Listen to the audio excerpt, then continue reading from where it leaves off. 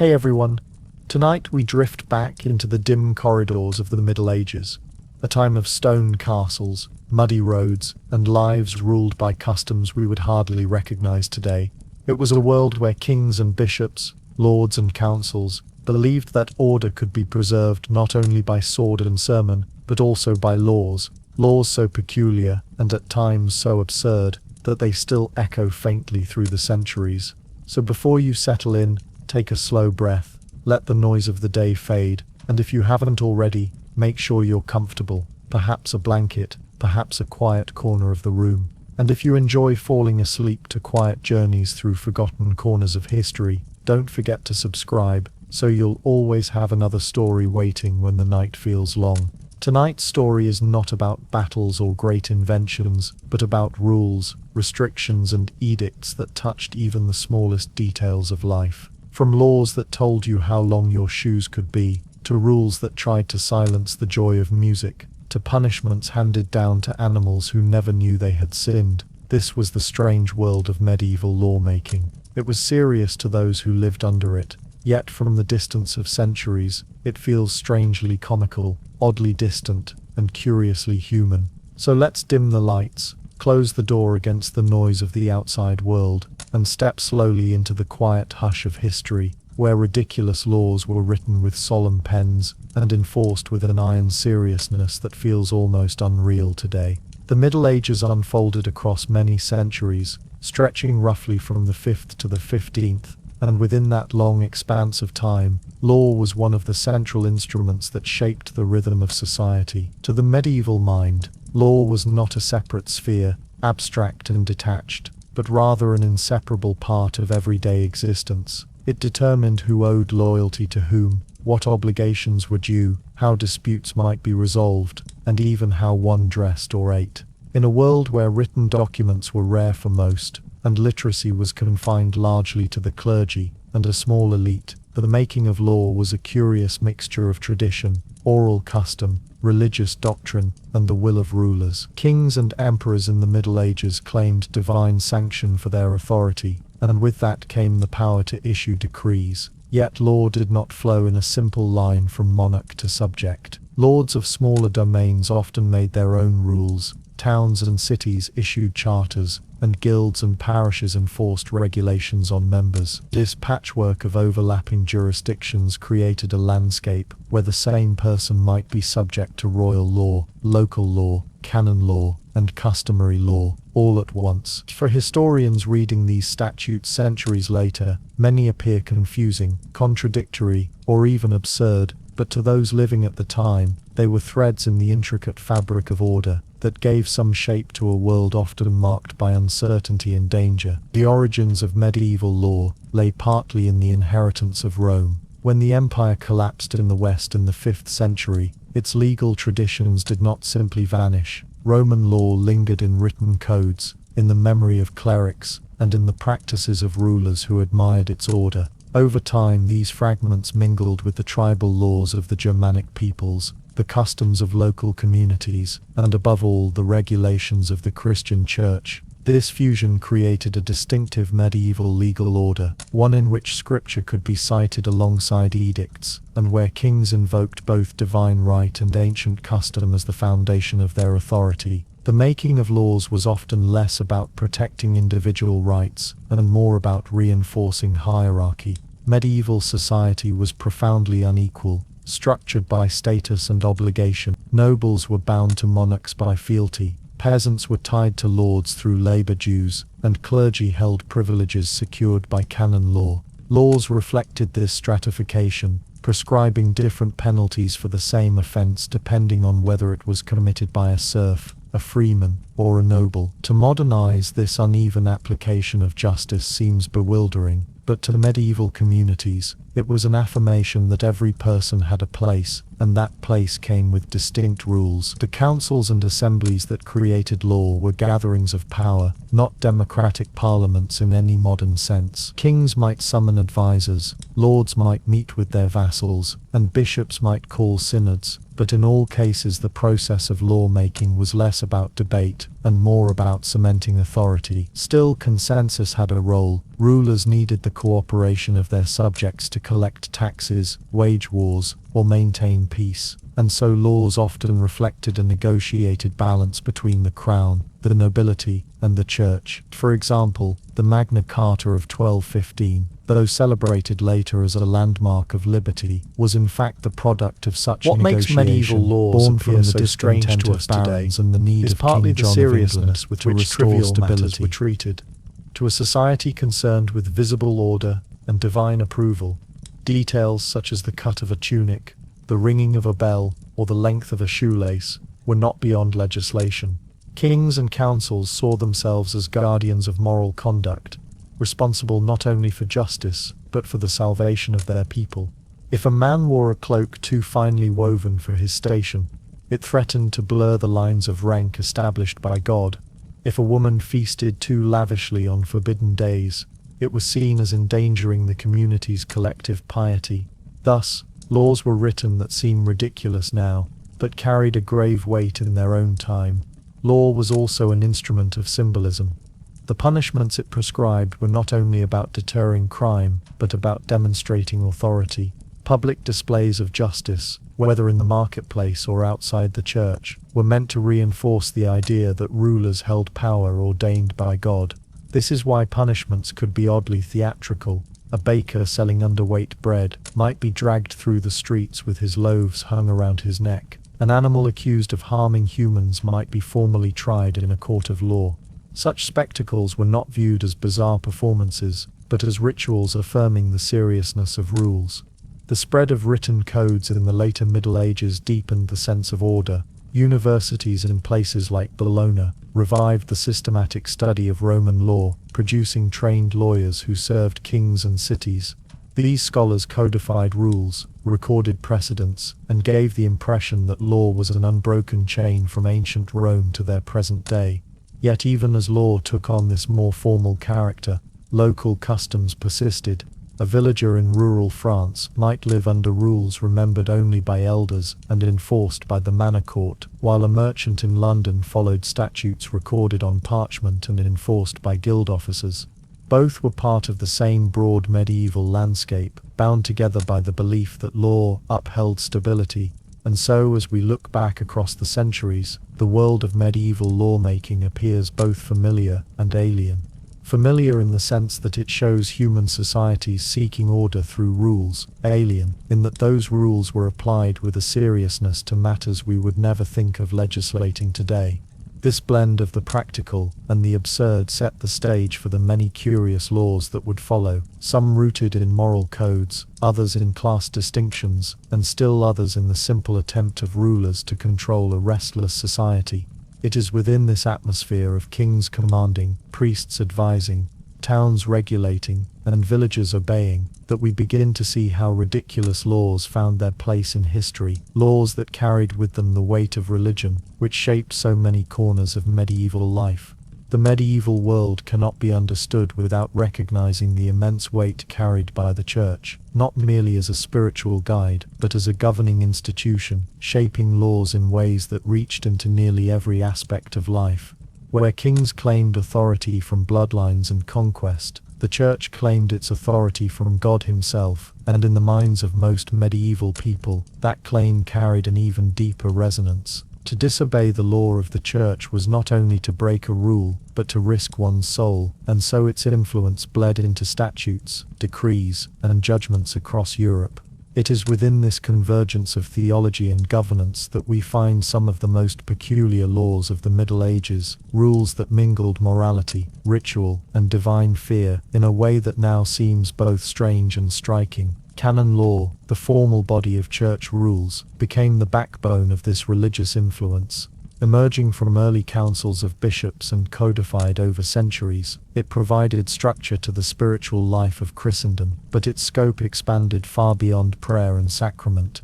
It regulated marriage, inheritance, speech, diet, and even how time itself was observed. The church's courts were powerful, and they operated alongside secular courts, often in competition but sometimes in harmony. A person might find themselves hauled before a bishop's tribunal for swearing an oath improperly, or for breaking a fast day, even if those acts had no clear impact on their neighbors. To modern eyes it may appear odd to legislate such intimate details of private conduct, yet to medieval lawmakers, each act had cosmic weight. Every sin risked not only the soul of the individual, but the welfare of the community, for God's displeasure was thought to fall upon entire towns or kingdoms if rules of piety were neglected. The liturgical calendar structured life as firmly as any royal decree. Days of feast and fast were not suggestions but obligations, enforced by law. Eating meat on certain days was forbidden, not as a matter of health, but as a spiritual discipline, and secular authorities often reinforced this restriction with fines or punishments. In England, for instance, laws required abstinence from meat on Fridays and during Lent, binding even the king's table to the rhythms of penance. The logic was clear to contemporaries: indulgence in forbidden foods was not a private weakness but a public violation of God's law, one that demanded correction. For peasants who already lived close to subsistence, these restrictions could feel harsh, but to challenge them was to challenge divine order itself. The sacraments, too, became matters of law. Marriage was elevated by the Church into a holy sacrament, and with that sanctity came regulation. Laws determined who could marry whom, forbidding unions between close relatives not only by blood but by spiritual kinship. A godparent, for example, was treated as a relative for these purposes. The range of prohibited degrees was so wide that noble families often had to seek dispensations from the Pope to secure alliances. Such rules may seem needlessly complex now, but they were intended to preserve moral purity and prevent the confusion of roles within the sacred family structure. Breaking them could invalidate a marriage and render children illegitimate, a severe consequence in a society where lineage determined inheritance and power. Confession and penance also found their way into legal frameworks. By the Fourth Lateran Council of 1215, every Christian was required by law to confess their sins annually and to receive communion at Easter. This obligation was enforced not only as a spiritual expectation but as a formal duty, with consequences for neglect. Parish priests were instructed to keep watch, and those who failed to confess could face penalties that excluded them from community life. The blending of spiritual care with legal compulsion produced a society where even the interior life of the soul was subject to external governance, creating laws that seem oddly intimate and invasive when read centuries later.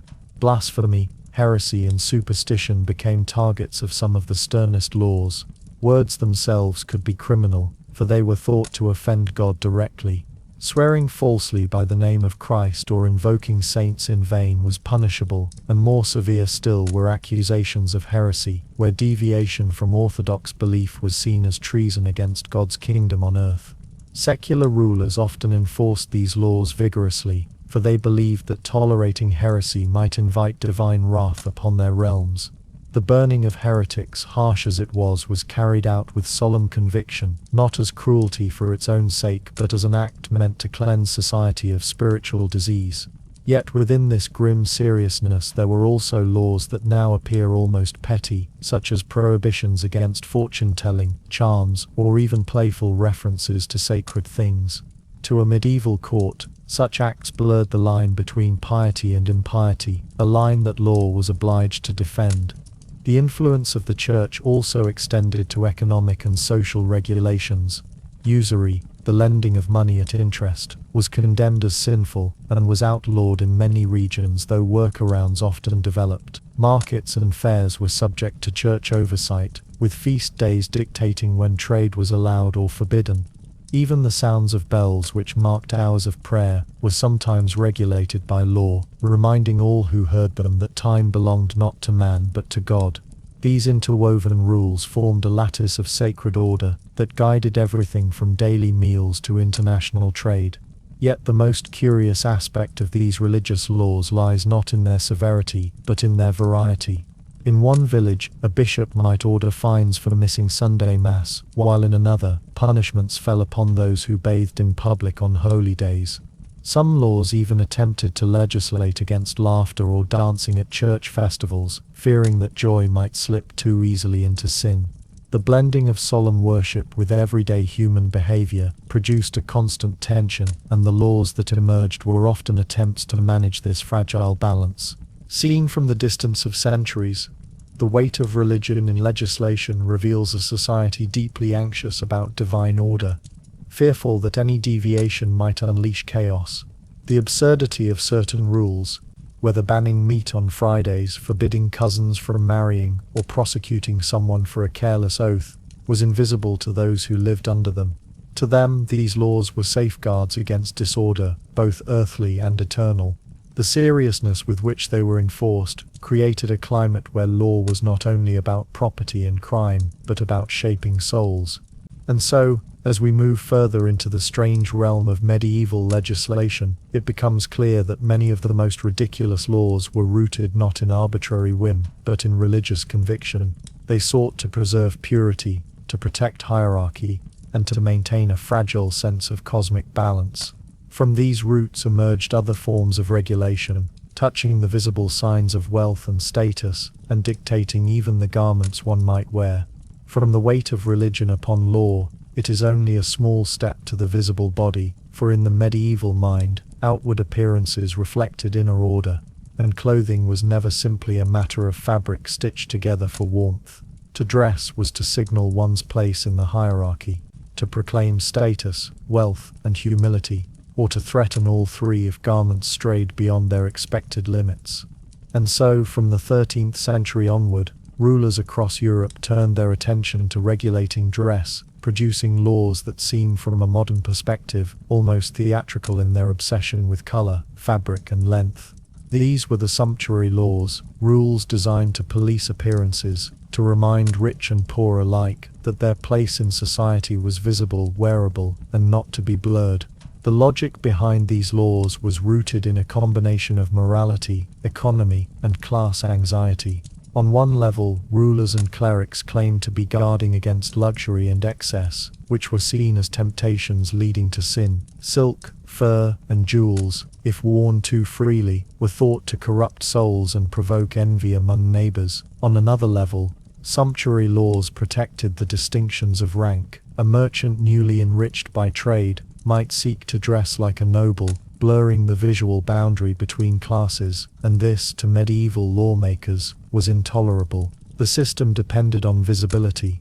Peasants should look like peasants, merchants like merchants, and nobles like nobles, so that order was preserved in every gathering, every market, and every church. England offers some of the clearest examples. In the 14th century, Edward III issued a sweeping set of sumptuary laws aimed at restraining what he considered excessive extravagance among his subjects. The statutes of 1363 laid out, with painstaking detail, who might wear what. Servants and labourers were forbidden from wearing cloth worth more than a set number of shillings. Knights without lands worth £200 a year could not wear fur. Women of middling status were restricted from using certain veils and headdresses. Only those of the highest rank could wear ermine, that soft white fur so closely associated with royalty. These rules were not merely suggestions, they were backed by fines, confiscations, and public shame for those who transgressed. Italy too was awash with such restrictions. In the wealthy city-states of Florence and Venice, where merchants had grown prosperous through trade,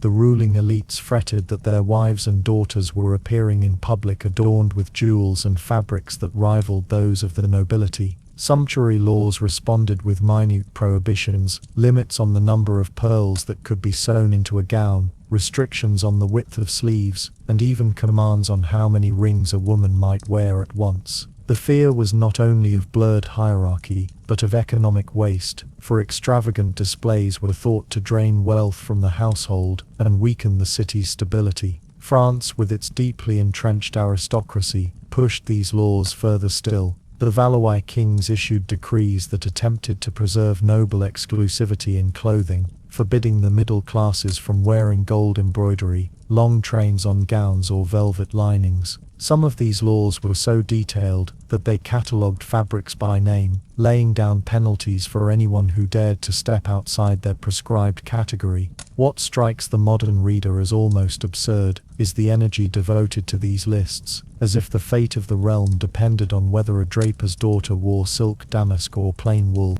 The church lent its support to these laws, for clothing was seen not only as a social marker, but as a moral temptation. Modesty was enforced in dress codes, particularly for women, whose attire was constantly scrutinized for signs of vanity. Clerical writers thundered against plunging necklines, bright colors, or overly tight garments, warning that such things inflamed lust and endangered the community. In some towns, women accused of immodest dress were fined, while in others, their garments were seized and destroyed. Even clerics themselves were subject to strict dress codes, with canon law dictating the simplicity of robes and the avoidance of bright or ostentatious fabrics. Yet for all their apparent seriousness, sumptuary laws often failed in practice. People ignored them, worked around them, or found ways to mimic luxury with cheaper materials. In England, tailors developed clever tricks to imitate fur with wool trims, or to stitch fabrics in ways that created the illusion of expense. In Florence, women might wear layers of plain cloth beneath a single forbidden ornament, claiming compliance while still displaying wealth. The very need to repeatedly issue new laws shows how ineffective they often were, and yet the cycle continued for centuries, a ritual of decree and disobedience that kept alive the idea that appearances must be controlled. Some of the laws veered into the absurd. In 13th century France, regulations dictated the exact length of shoe points, those long exaggerated tips of footwear known as paulaines that different ranks might wear. Commoners were allowed only short points, while nobles might sport shoes so long they had to be tied to the shin with chains. In England, the practice grew so extravagant that Parliament outlawed paulaines altogether, denouncing them as dangerous and ridiculous. What had begun as fashion became, through law, a symbol of rank and a source of official anxiety. The punishments for violating sumptuary laws were often symbolic rather than devastating, but they were designed to humiliate. A man who dressed above his station might be forced to strip in public, or to pay fines that undermined the very wealth he had sought to display. A woman whose gown was too richly adorned might see it cut or burned by officials. The enforcement of such rules was inconsistent, often depending on the zeal of local authorities, yet the fact that such humiliations were threatened at all reveals the seriousness with which appearance was policed. Over time, as Europe moved toward the Renaissance, the rigidity of sumptuary laws weakened, though not without a long struggle. Wealthy merchant families, particularly in Italy and the Low Countries, became too powerful to be contained by statutes of dress. Their wealth allowed them to challenge noble exclusivity, not only in clothing, but in politics and art. Still, the laws left their mark, surviving in fragments and local statutes well into the 17th century. Their persistence reminds us that, in the medieval mind, hierarchy was not an abstract concept, but a visible order, written on the body itself. And so, in reading these statutes today, we find a world where the cut of a sleeve, the fur on a cloak, or the point of a shoe could carry legal weight. The ridiculousness lies not only in the details, but in the solemnity with which they were enforced, as if social order itself would crumble if a butcher's wife wore velvet. These laws, meant to fix people visibly in their place, show us how fragile the boundaries of class and status were felt to be, and how far rulers were willing to go to defend them. From the laws of clothing, it was a natural step to those governing the very food on the table, where similar anxieties about order, excess and divine approval shaped what could and could not be eaten. From the garments worn on the body, it was only a short step to the meals placed upon the table, for in the medieval imagination, what one ate was as much a reflection of order and morality as the clothes that covered the skin. Just as sumptuary laws policed appearance, so too did food laws govern appetite, binding the act of eating to the rhythms of the church, the demands of rulers, and the anxious fears of society. In this world, food was not simply sustenance, it was a marker of devotion, a signal of obedience, and a symbol of hierarchy. To transgress in matters of the plate was to step outside both divine order and social expectation, and so an entire body of regulation grew up around meals, ranging from solemn fasts to absurd bans that leave modern readers shaking their heads in disbelief. At the heart of these restrictions lay the Christian calendar, whose cycles of fasting and feasting were enforced with legal precision. Fridays were days of abstinence from meat, echoing the memory of Christ's crucifixion, and Lent, the long 40 days before Easter, demanded sustained discipline from rich and poor alike. The ban on meat was not a suggestion but an obligation, and those who violated it could face fines, penance, or public shame. The reasoning was spiritual. Meat, associated with heat, strength, and passion, was thought to stir the body towards sin, while fish and vegetables were cooler, more fitting for penance. The law thus extended the hand of the church into kitchens, hearths, and marketplaces, shaping diets not only by custom but by compulsion.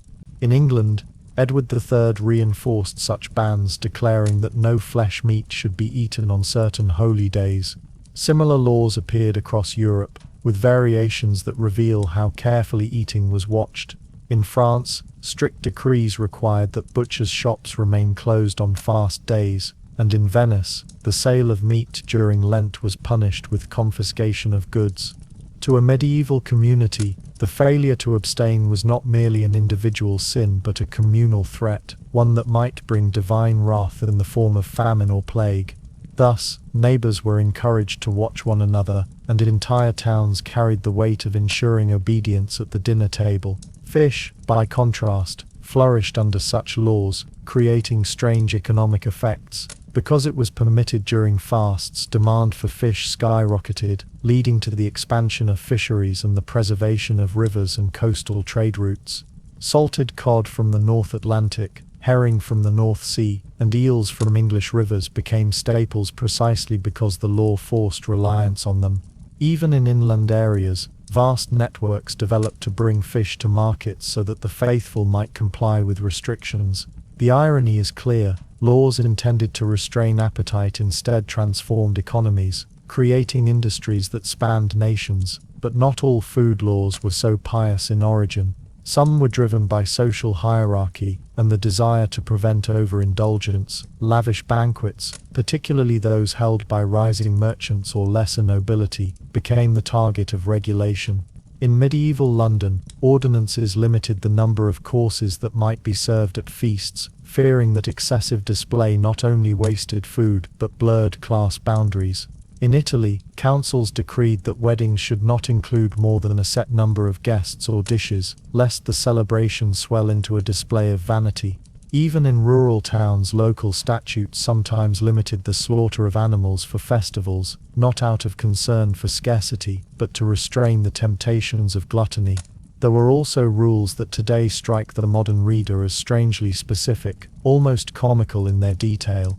In some parts of Germany, for example, bans were placed on the baking of certain rich pastries during Lent, with fines levied on households that indulged in buttery doughs or honeyed cakes.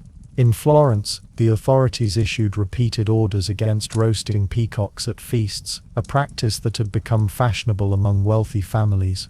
The bird would be cooked and then redressed in its feathers for display, a spectacle deemed both excessive and morally suspect. To the lawmakers of the city, such an act was not only extravagant but disruptive to the solemn balance of society, and so laws were written to ban it outright. Food became a stage on which morality was performed. To eat simply on the proper days was to show obedience. To eat richly when forbidden was to mark oneself as dangerous or rebellious. Yet these restrictions often created tensions. Poor peasants, whose diets were already meager, struggled with the bans, for they relied on whatever food was available, whether meat or otherwise. For them the law was another burden layered upon the hardship of survival. Nobles and kings, by contrast, often found ways around the rules, securing papal dispensations to eat meat during fasts or holding private feasts where transgressions could be hidden. This double standard only deepened the sense that law was as much about controlling appearances as it was about genuine devotion. Curiously, some laws extended even to the animals themselves. In 1389, for instance, King Richard II of England issued statutes concerning the sale of fish, declaring that no fish deemed putrid or unfit should be sold in London markets. While this might seem practical, the language framed it in moral terms, as though consuming spoiled fish was not only unhealthy but spiritually dangerous. Food and sin, in these laws, were intertwined. To eat wrongly was to risk more than illness. It was to place the soul in peril. As centuries passed, these bans and feasting regulations became deeply woven into daily life. People marked time not only by the rising and setting of the sun but by what was permitted upon their plates. The year was a rhythm of restriction and indulgence, where Christmas and Easter offered bursts of feasting, while Lent and Advent imposed long stretches of abstinence. The laws amplified this rhythm, enforcing it with courts and fines, ensuring that even the most private act of eating was tethered to public order. And yet, just as with sumptuary laws, people found ways to bend the rules. In some regions, creative cooks found loopholes, producing foods that imitated forbidden meats. The beaver, for instance, with its scaly tail, was declared by clerics to be a kind of fish, and so it could be eaten during Lent. Barnacle geese, believed to grow from driftwood in the sea, were similarly classified as fish, despite their obvious avian nature. These rulings, half serious and half absurd, reveal the flexibility with which law was sometimes applied, but also the determination to sustain the appearance of obedience, even when the letter of the law was stretched to breaking. The bans on food and feasting illustrate how thoroughly law reached into the rhythms of life, not only shaping what could be worn in public, but what could be tasted in private. They remind us that, in the medieval imagination, no act was too small to be regulated, for every bite and every feast carried moral significance. And from these tables, where laws dictated menus and markets, it is only a short step into the realm of noise and music, where even the sounds of life itself came under the scrutiny of rulers. From the regulation of meals, it was an almost inevitable step to the regulation of adornments, for medieval lawmakers seemed determined to extend their reach into every possible corner of life. If food and feasting revealed excess in appetite, then clothing and accessories revealed excess in vanity, and vanity was considered no less dangerous to the fragile order of society than gluttony. What a person wore, and how it was worn, communicated their place in the world, and lawmakers went to great lengths to ensure that this communication remained unambiguous. Shoes, hats, and fabrics might appear trivial in modern eyes, but in the 14th and 15th centuries they became battlegrounds of authority, with laws passed to restrain their length, their color, and their extravagance. Perhaps the most famous example of these restrictions concerned footwear, particularly the elongated pointed shoes known as polanes or krakows, which emerged in the courts of Poland and spread rapidly across Europe in the 14th century. These shoes, with their exaggerated tips extending sometimes more than a foot beyond the toes, became a symbol of youthful vanity and noble display. Nobles competed to wear the longest points, which were sometimes stiffened with whalebone or stuffed with moss to maintain their absurd shape. To lawmakers and clerics, such footwear was more than ridiculous. It was dangerous, both physically and morally. Chroniclers complained that the shoes made walking awkward, encouraged pride, and even suggested indecency, with the points interpreted as obscene symbols. By the reign of Edward IV in England, Parliament had taken notice, passing laws to restrict the length of shoe points. Commoners were forbidden from wearing tips longer than 2 inches, while the nobility were allowed somewhat greater length, though even theirs was capped by law. The statutes denounced polanes as vain and unhonest, a phrase that reveals the mingling of moral and social anxiety in the regulation of fashion. In France, Charles V issued similar bans, and in some cities, shoe points exceeding a set measure were publicly cut by officials as a form of humiliation. What had begun as a playful fashion became a matter of statute, punishable like theft or assault, because it was seen as threatening the dignity of law and order itself. Hats, too, drew the suspicion of lawmakers. The late Middle Ages saw the rise of flamboyant headwear, with towering hennins worn by noble women in Burgundy, and elaborate feathered caps in Italian city-states. These displays of fabric, jewels, and structure reached such heights, sometimes literally, that they provoked backlash from preachers and authorities alike. The hennin, with its cone shape and trailing veil, was condemned as excessive and indecent, leading to repeated attempts to limit its height and adornment. In England, ordinances forbade women of lower classes from wearing veils of state or headdresses that imitated noble fashion. In Florence, the sumptuary laws of the 15th century listed precise restrictions on the fabrics and jewels that might be affixed to women's hats, ensuring that only the wealthiest could display such excess. Bright fabrics and colors were no less suspect. Dyes, particularly those that produced rich shades of scarlet, purple, and deep blue, were expensive and associated with nobility. To see such colors worn by merchants or their families was unsettling to rulers who feared that class distinctions were blurring. In some towns, statutes explicitly prohibited the wearing of scarlet unless one belonged to the upper ranks of society, while in others, the laws restricted the use of silk and cloth of gold to the courtly elite.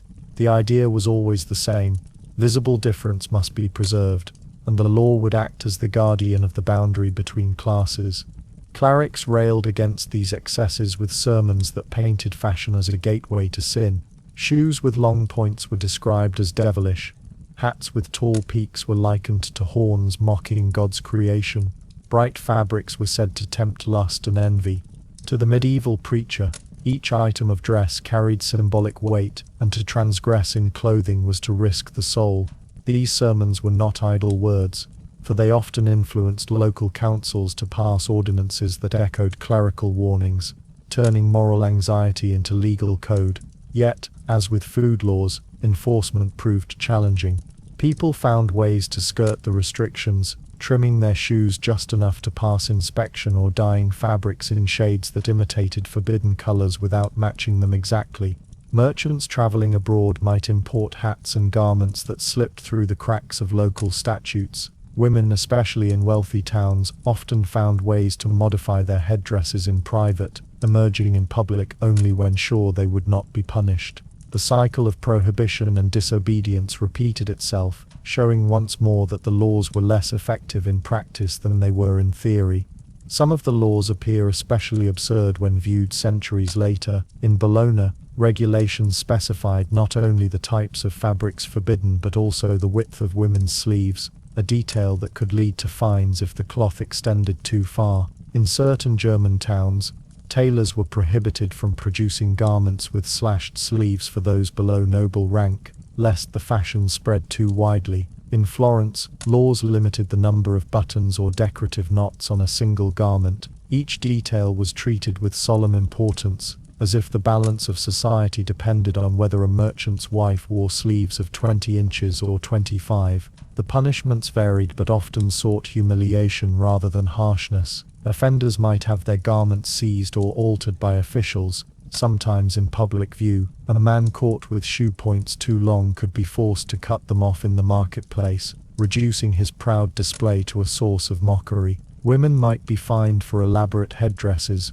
with the offending items confiscated and sold for the benefit of the town. The law thus turned vanity into public shame, making fashion a matter not of personal choice but of communal spectacle. These prohibitions on shoes, hats, and fabrics illuminate the deep anxiety of medieval rulers about social boundaries. Clothing, like food, was a daily act that displayed rank, wealth, and morality. To allow unchecked excess was to risk a world where a merchant might look like a noble, where a servant might resemble his master, and where appearances could no longer be trusted. The ridiculousness of the details, the inches of a shoe point, the height of a hennin, the shade of a cloth, only emphasizes how fragile the system seemed to those who governed it. And yet, these very attempts to control fashion reveal how dynamic and restless medieval society was, always pressing against the boundaries drawn around it. From the body and its adornments, lawmakers soon turned their gaze outward again, to the wider streets and sounds of their towns. For just as clothing and shoes could be excessive, so too could noise and music, and regulations emerged to restrain even the air itself, filled with human voices and instruments. From the quiet regulation of garments and shoes, attention inevitably spread outward to the movements of the body itself and the sounds it produced. For medieval authorities were not content with controlling only what was eaten or worn. They also sought to shape how people expressed joy, how they gathered together, and how their bodies moved in rhythm with music. To modernize, music and dancing seem harmless, even necessary outlets for communities that lived under constant pressure of labor, poverty, and disease. But to many rulers, clerics, and lawmakers of the Middle Ages, such celebrations were disruptive, morally questionable, and dangerous to the stability of society. Thus, strange and sometimes severe laws emerged to restrict music, dancing, and public festivity. binding merriment itself within the framework of statute. Music in medieval Europe was not a uniform thing. There was sacred music, chanted in Latin within the walls of monasteries and cathedrals, tightly regulated by ecclesiastical authority. Then there was secular music, performed in town squares, taverns and fields, played on fiddles, lutes and drums, often accompanied by dance. It was the latter that drew the suspicion of lawmakers. Where sacred chant was ordered and pious, secular music was unruly, drawing people into gatherings, blurring class distinctions, and tempting participants toward drinking, gambling and lust. What began as a communal celebration could, in the eyes of the authorities, slide easily into chaos. And so, restrictions were written. In England, certain towns enacted statutes that forbade music making in the streets after sunset, fearing that it disturbed the peace and encouraged drunken brawls. In 1385, London issued ordinances that restricted minstrels and musicians from playing in alehouses, without the explicit permission of civic officials. The concern was not only noise, but the gathering of people it provoked, for any unsanctioned crowd was a potential source of disorder. Similar laws appeared in Paris, where street musicians were taxed or licensed, and unlicensed performers could be driven from the city. To play music without authority was to step into illegality, as though the very sound of instruments needed approval to exist. Dancing was treated with even more suspicion. The church often condemned dance as a frivolous and dangerous act, especially when men and women danced together. Ecclesiastical councils across Europe issued canons against dancing on holy days, arguing that it distracted from prayer and led to sin. In rural parishes, priests sometimes refused absolution to those who persisted in attending dances, effectively tying salvation itself to obedience in leisure. Civil law followed, with towns enacting rules that prohibited dancing in churchyards, on feast days or after certain hours. The suspicion was always the same, that dancing loosened morals, encouraged sexual impropriety, and undermined the solemn order of the community. One of the most curious examples of these anxieties can be found in the repeated bans on the carol, a popular medieval circle dance accompanied by singing. The carol was simple and communal, often performed outdoors in village greens or urban courtyards, but its popularity drew condemnation from both clerics and magistrates. In 13th century France, statutes in several towns explicitly forbade the carol in public spaces, associating it with idleness and disorder. Yet the dance persisted, reappearing again and again despite the laws, a testament to the stubborn endurance of communal joy against the heavy hand of regulation. Even instruments themselves were sometimes treated with suspicion. Drums, horns and bagpipes, associated with rural festivity and peasant gatherings, were occasionally restricted, particularly in towns where their loudness was considered disruptive. In 1476, for instance, the city of Basel forbade the playing of certain loud instruments at night, equating them with disturbances of the peace. Though the reasoning was practical on the surface, the underlying suspicion was moral, that such sounds belonged to taverns and unruly dances, not to the orderly life of the town. There were also attempts to regulate who could perform music. In some regions, itinerant minstrels were subject to strict control, required to carry licenses or wear identifying badges. Those who performed without authorization were treated as vagabonds and expelled. The reasoning was that wandering musicians, moving from town to town, carried not only songs but rumors, subversion, and even heresy. By restricting their movements, authorities sought to contain both cultural exchange and potential rebellion. The absurdity lies in the extent of the suspicion. A lute player could be treated as a threat to order simply by plucking strings without permission. The laws against music and dancing were not uniform across Europe, and they often reflected local anxieties. In deeply religious towns, the emphasis was on suppressing dance during holy days, while in wealthy cities, the concern was more about disorderly crowds.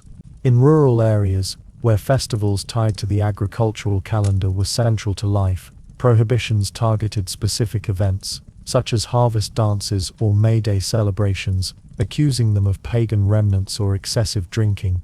In every case, however, the laws reveal a desire to control not only the necessities of life, but its pleasures. binding even joy with legal constraint. As with other forms of regulation, enforcement was uneven. People continued to dance in fields, to sing in taverns, and to play instruments at weddings, despite the risk of fines or censure.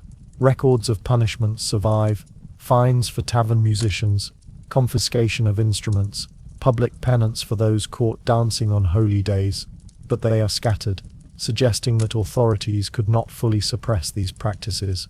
The cycle of prohibition and persistence played out here, as it did with food and clothing.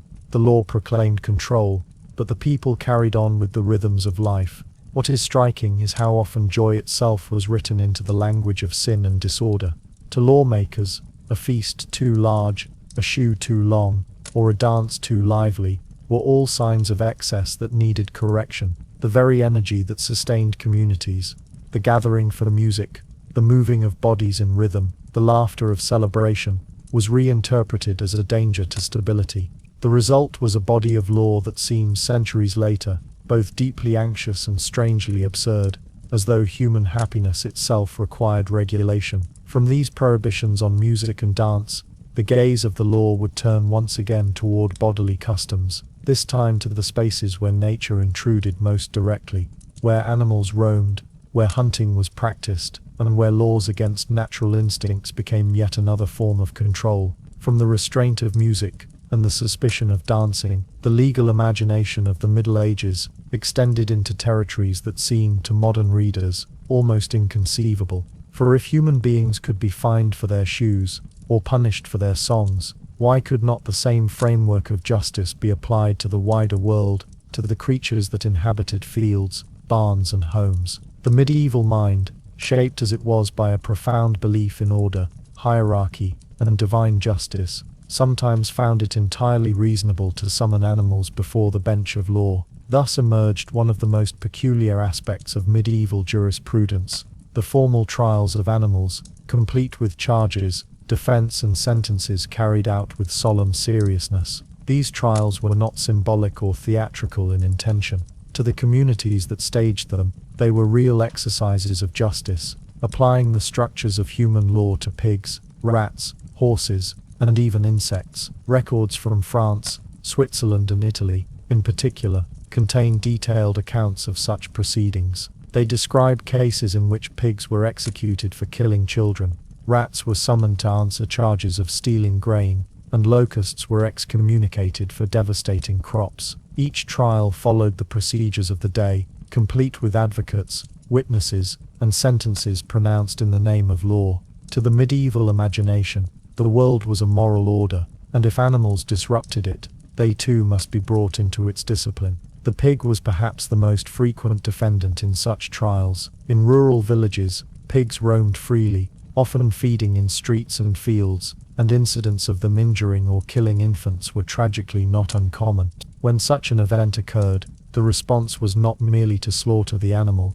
but to treat it as a murderer. Chronicles record pigs being arrested, held in cells, and dressed in human clothing for execution. In 1386, at Falaise in Normandy, a sow that had killed a child was dressed in a waistcoat, gloves and trousers, paraded through the town, and hanged in the public square, with townspeople witnessing the spectacle, as though it were the punishment of a criminal. The absurdity to modern eyes lies not only in the act itself, but in the seriousness with which it was undertaken. Documents of the time described the event with legal detail, as though the sow had truly possessed the moral agency of a human offender. Rats, too, were summoned before the courts, though their trials took on a more theatrical form. One of the most famous cases occurred in 1508, when the rats of Autun in Burgundy were charged with damaging the barley crops. An official summons was issued, ordering the rats to appear in court.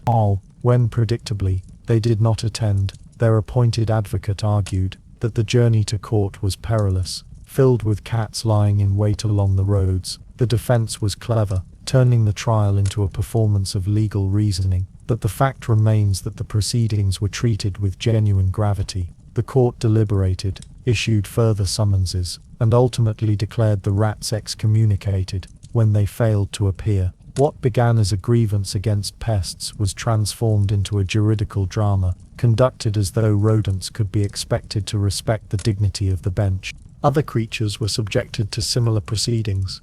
Horses that trampled humans could be executed. Bulls that gored were put on trial before slaughter. Insects and vermin, being too numerous to seize individually, were often excommunicated instead, subjected to curses and banishments pronounced by priests in formal ceremonies. Locusts, weevils, and caterpillars, when devastating crops, were anathematized by bishops, who commanded them in the name of God to depart the fields. These rituals blended ecclesiastical authority with legal reasoning, extending the reach of law into the natural world, to the medieval mind. Such acts were consistent with the belief that divine justice ordered all creation, and that law, as an earthly mirror of divine will, must address every disturbance, whether caused by man or beast. The animal trials were not uniform in all regions, but their existence across several countries suggests that they were not isolated curiosities. Records from the 13th to the 16th centuries show dozens of such cases, each carefully recorded in legal Latin, following the same procedures as human trials. Advocates were appointed, evidence was presented, verdicts were rendered. The absurdity was masked by the solemnity of form, as though the ritual of law itself demanded consistency, regardless of whether the accused could comprehend it. What did such trials mean to those who witnessed them? Some historians suggest that they were didactic spectacles, designed to reinforce the seriousness of law by demonstrating that even animals could not escape its reach. Others argue that they were symbolic, a way for communities to process tragedies, such as the death of a child by a pig, by framing them within the familiar structure of justice. Still others see in them a reflection of the medieval worldview, in which animals were not entirely separate from humans, but part of a shared moral order under God. To punish them was, in this sense, not absurd, but a recognition of their place within creation's hierarchy. Punishments varied, but were often brutal. Pigs were hanged or burned, cattle slaughtered, and dogs drowned. In some cases, animals were executed alongside their owners, as if guilt passed from beast to master. In others, the execution was staged with ritual care, with animals paraded through the town in clothing, reminding all who watched of the seriousness of their crime. To the modern observer, such acts seem grotesque, yet to the medieval spectator, they were moments when law extended its hand to restore cosmic order, binding even the animal kingdom within its grasp. The very existence of these trials underscores how far-reaching the medieval impulse to regulate life could be. No detail was too small, no creature too insignificant, to escape the gaze of law. Just as garments and songs were weighed against the scales of order, so too were animals judged as though their instincts carried moral consequence. The boundary between the human and the natural blurred, and the courtroom became a theatre where justice addressed not only men and women, but pigs, rats and vermin. From the spectacle of animal trials, it was but a small step to the wider field of hunting, where the movements of animals were not only punished when dangerous but strictly regulated when pursued for sport or survival. From the spectacle of pigs in courtrooms and rats summoned under penalty of law, the reach of medieval legislation extended further still, no longer confined merely to fields, forests, or even the taverns where music and dance were curtailed, but instead pressing its hand into the most intimate sphere of human life, the forming of families. Marriage, in the medieval world, was not simply a private arrangement between two individuals, nor even between two households. It was understood as a contract, a social order, a religious sacrament, and a political tool all at once. With so much bound up in its practice, it is little wonder that lawmakers and clerics alike sought to impose boundaries upon who could marry whom, how unions were arranged, and what obligations each party was to bring into the bond. What emerges from this legal tangle are rules and restrictions that to modern eyes often seem excessively intrusive, occasionally absurd, and at times cruelly indifferent to the desires of the people most affected. The influence of the Church was paramount. By the 12th century, marriage had been firmly recognized as one of the 7 sacraments of the Catholic Church, and thus fell under ecclesiastical jurisdiction. This meant that canon law, not merely local custom, shaped its practice. One of the most striking consequences of this authority was the imposition of restrictions on consanguinity.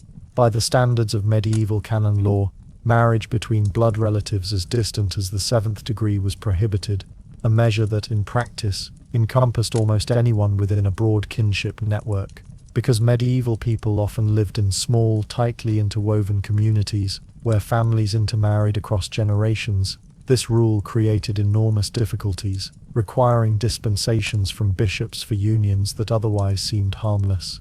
The result was that many marriages, technically invalid under canon law, could be annulled long after the fact, leaving spouses vulnerable to legal and social ruin. Marriage was also tied to class and status in ways enforced by law. Among the nobility, unions were not merely personal choices but instruments of alliance and inheritance. Secular law in many regions prohibited marriages between social classes, reinforcing boundaries between noble free and serf populations. A serf could not marry a free person without the lord's permission, and often a payment was required to secure it. In some cases, lords even claimed the right to forbid marriages between serfs of different estates, so that property rights and obligations remained tidy. The law in this sense turned intimate relationships into matters of economic management, ensuring that no marriage could disrupt the smooth transmission of wealth and labor. Dowries and bride prices formed another area of regulation. In much of Europe,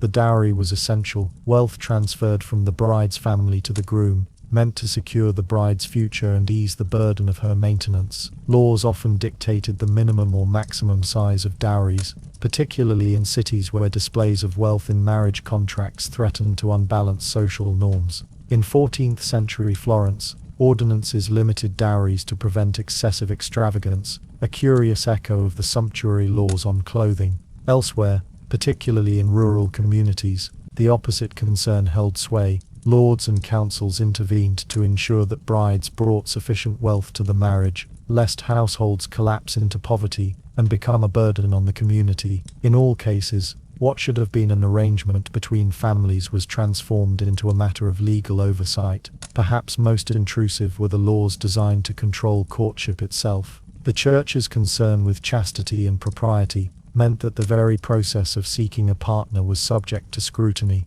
Dancing, already frowned upon, became even more dangerous when associated with flirtation. In some towns, councils banned young men and women from gathering at night to sing or play games together, associating such gatherings with illicit courtship. In England, certain manorial courts fined young women accused of night walking, not in the sense of criminality, but of socializing after dark in ways that suggested romantic entanglements outside the bounds of parental oversight. In practice, these rules transformed innocent gestures of affection into legal infractions, reducing personal relationships to a question of surveillance. Consent, too, carried a strange ambiguity.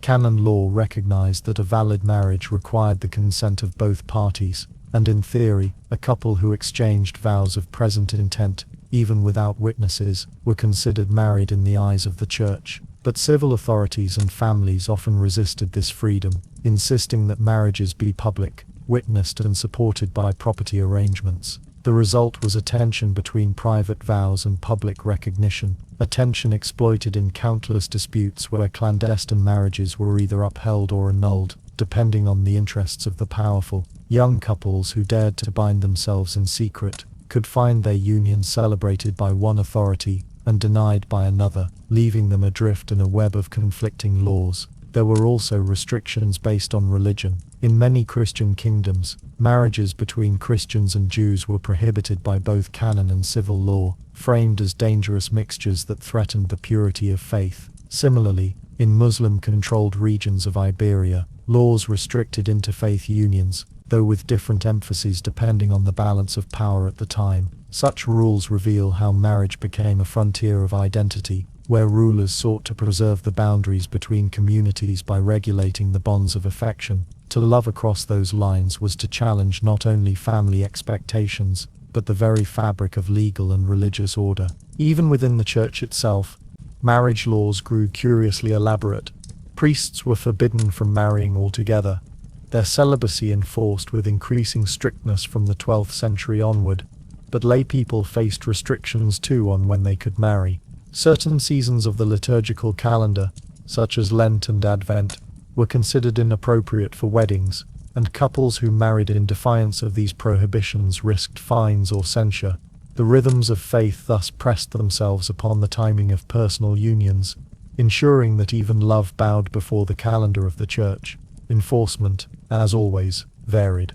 While councils and courts issued fines, annulled marriages, or forbade unions, couples continued to find ways around the rules. Dispensations were sought from bishops for consanguinity. Clandestine vows were exchanged by candlelight. Dowries were quietly adjusted despite ordinances. The very persistence of these laws, repeated in statute after statute, suggests that they were constantly being broken. Yet the threat of annulment, excommunication, or dishonor remained a powerful deterrent, ensuring that marriage was rarely a matter of simple affection.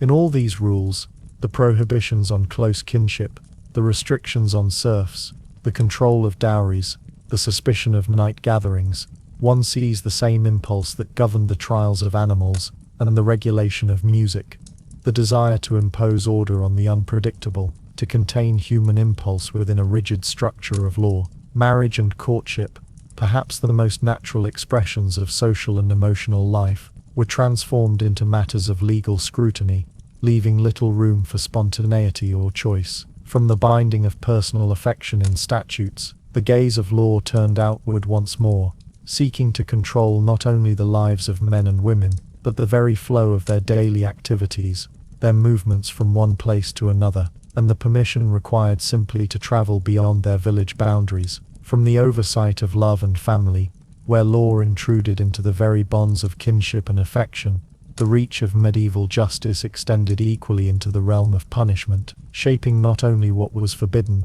but how transgressions were answered. If laws were strange in their details, then the penalties devised for breaking them were stranger still. To the medieval imagination, justice was not only about restitution or deterrence, but about symbolism, spectacle, and the reinforcement of social order through ritual. The punishments for common crimes, those everyday acts of theft, slander, disorderly conduct, or failure to obey, were often crafted less for their practical effect and more for their capacity to humiliate, to instruct, and to remind the entire community of its place beneath authority. Thus emerged a catalogue of curious penalties, ranging from fines paid in livestock to rituals of public shame so elaborate that they resemble theatre more than law. Fines were in many respects the most common punishment for lesser crimes, yet even these could assume peculiar forms. In rural communities, where coinage was scarce,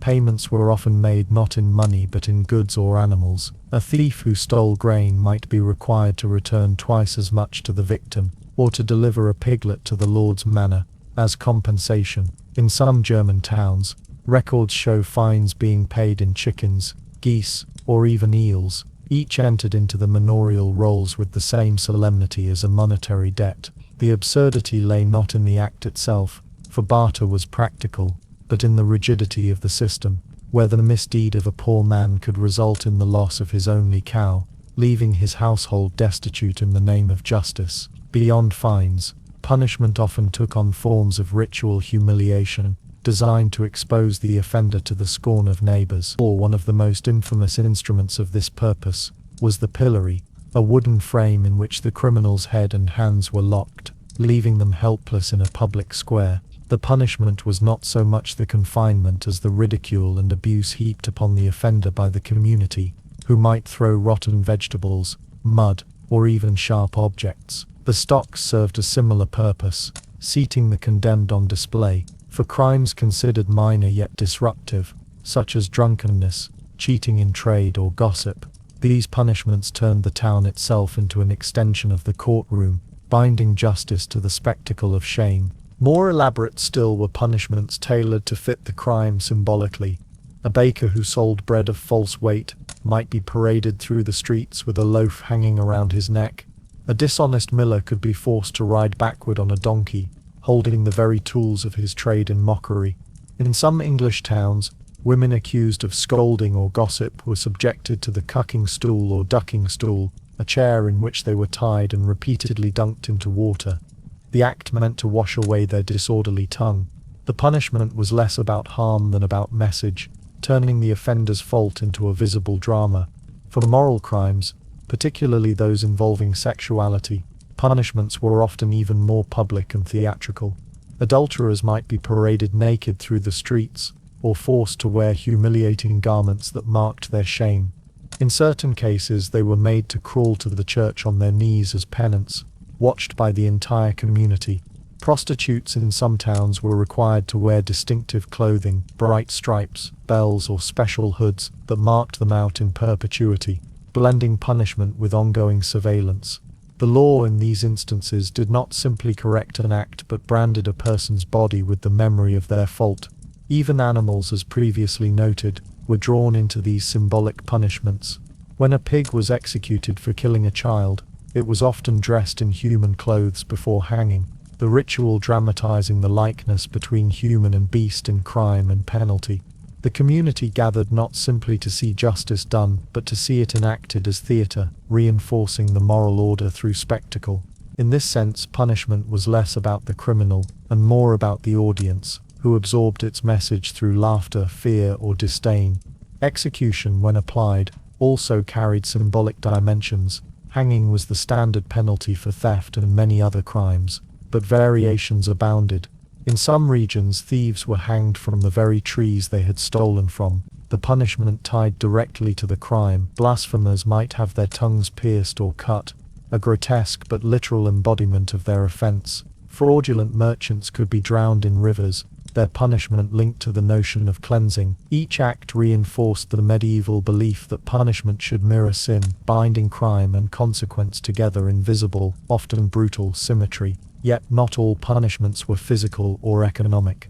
Some were ritual acts of penance where the offender was required to walk barefoot to a shrine, to fast for extended periods, or to wear sackcloth in public worship. These acts, though less violent, carried their own burden of shame, reminding both offender and onlookers that sin was not merely against man but against God. The boundary between ecclesiastical penance and secular punishment blurred, leaving offenders subject to both the lash of law and the demands of religion. What is perhaps most striking in all these punishments is the communal nature of justice. Trials were often public, and punishments almost always so, transforming legal discipline into a shared event. The community watched, mocked, and sometimes participated, whether by throwing refuse at a pilloried thief or by chanting prayers during a penance. The law relied on this participation to amplify its authority, ensuring that punishment was not hidden in prisons but displayed in marketplaces, fields, and rivers. For this reason, medieval punishments linger in historical memory. They were visible, dramatic, and infused with symbolism that spoke directly to the society that enforced them. But alongside the spectacle, one detects a strain of arbitrariness and cruelty. The theft of a loaf could cost a man his life. The wagging of a woman's tongue could consign her to repeated duckings. Justice in this context was not blind but deeply concerned with performance, hierarchy, and control. Its oddities, from chickens as fines to donkeys as instruments of mockery, reflect not only creativity but the constant attempt to remind people of their place within a rigid order. From these rituals of punishment, the law turned again to another form of control, one less visible but equally intrusive: the imposition of rules on movement itself, where curfews, travel bans, and restrictions on wandering transformed the rhythms of daily life into yet another domain of regulation. From the rituals of punishment that played out in markets and village squares, the medieval authorities extended their hand further still into another central aspect of communal life: the places where people gathered to drink, talk, and share the burdens of the day. The alehouse and the tavern, humble though they were, stood at the crossroads of medieval society, functioning as meeting places, sources of refreshment, and spaces where news, rumors, and laughter passed as freely as the drink itself. Because these establishments occupied such a visible and vital role in daily life, they soon became the subject of elaborate regulation, and much like the other areas of medieval law, these rules combined practicality with excess, producing statutes that were at once severe, intrusive, and often curiously absurd. Ale was the drink of the common people, consumed daily not simply for pleasure, but as a staple of diet. Water was often unsafe, and milk was scarce beyond childhood, leaving ale as the reliable source of liquid sustenance. It was brewed in households as well as in commercial establishments, and its strength varied widely, from weak small ale suitable for children to potent brews intended for celebration. This ubiquity made ale an object of scrutiny, for it touched every household and every level of society. Local councils and manorial courts therefore sought to regulate both the quality and the sale of ale, ensuring that drinkers were neither cheated by dishonest measures nor led into excess by unregulated indulgence. One of the most enduring forms of regulation was the assize of ale, a system that fixed the price of ale according to the price of grain. Since grain prices fluctuated with harvests, authorities believed that ale should rise or fall in cost accordingly to prevent profiteering.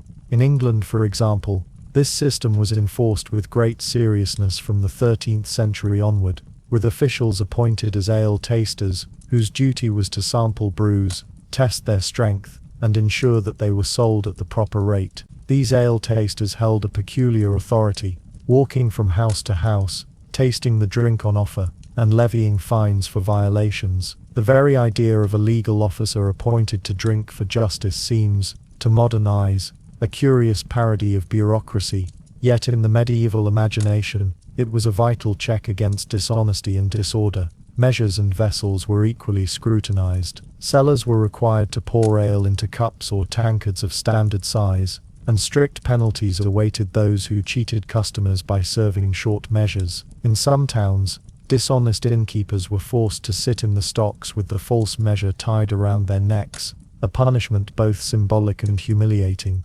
Repeated offenders could even be banned from selling altogether, cutting them off from a livelihood. Such attention to detail reveals a world where ale was not merely a casual indulgence, but a regulated necessity, tied to the integrity of daily life. Drunkenness itself was the subject of legislation, though enforcement varied.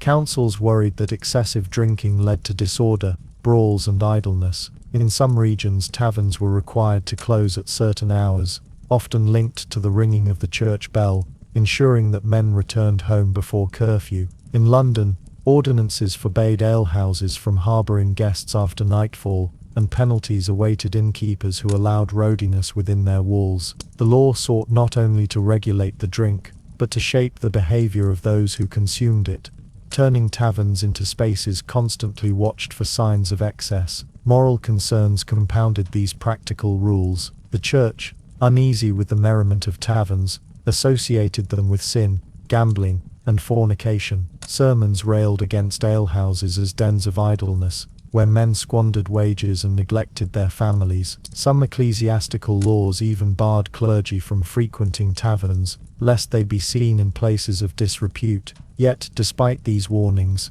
the tavern endured as a fixture of community life, illustrating the tension between law, morality, and necessity. Curiously, brewing itself was often associated with women, known as alewives. Many women supplemented their household income by brewing small quantities of ale for sale, and their work too fell under the assize system. Records abound of alewives fined for selling at the wrong price, using short measures, or producing weak drink. In some towns, their punishments were vividly public, paraded through the streets with brewing equipment hung around their necks, or forced to carry heavy jars as a mark of shame. These punishments reveal both the seriousness with which ale was regulated, and the gendered lens through which law was enforced, singling out women in ways that reinforced social hierarchies. In addition to local rules, larger statutes sometimes addressed drinking more broadly. King Edward III of England, in the 14th century, issued proclamations limiting the number of taverns in certain towns, fearing that excessive establishments encouraged disorder. In France, ordinances restricted where wine could be sold, protecting the interests of guilds and monopolies. Across Europe, the regulation of alcohol was never solely about morality or fairness. It was also about economic control, ensuring that rulers and councils benefited from taxes and fees levied on sales. What seemed like moral concern often masked the steady pull of profit. Yet, for all this regulation, alehouses remained places of laughter, storytelling and song, where men and women found respite from labour and harsh authority. The endless cycle of fines and ordinances suggests that rules were often flouted, ale sold outside permitted hours, and drunkenness tolerated so long as it did not spill into outright violence. The presence of the ale taster, and the shadow of the stocks could not suppress the human need for fellowship.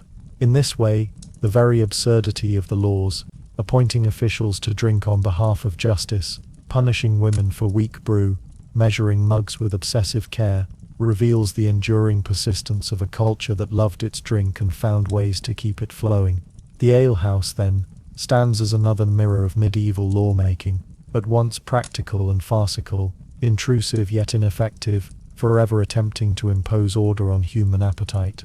From the regulation of bread and grain to the scrutiny of ale and taverns, lawmakers sought to discipline daily consumption, leaving little untouched by statute, and from these rules on drinking, the law turned outward once again, seeking to extend its hand over the great spaces of the countryside, the forests and fields where peasants labored, and where even nature itself became subject to curious legislation.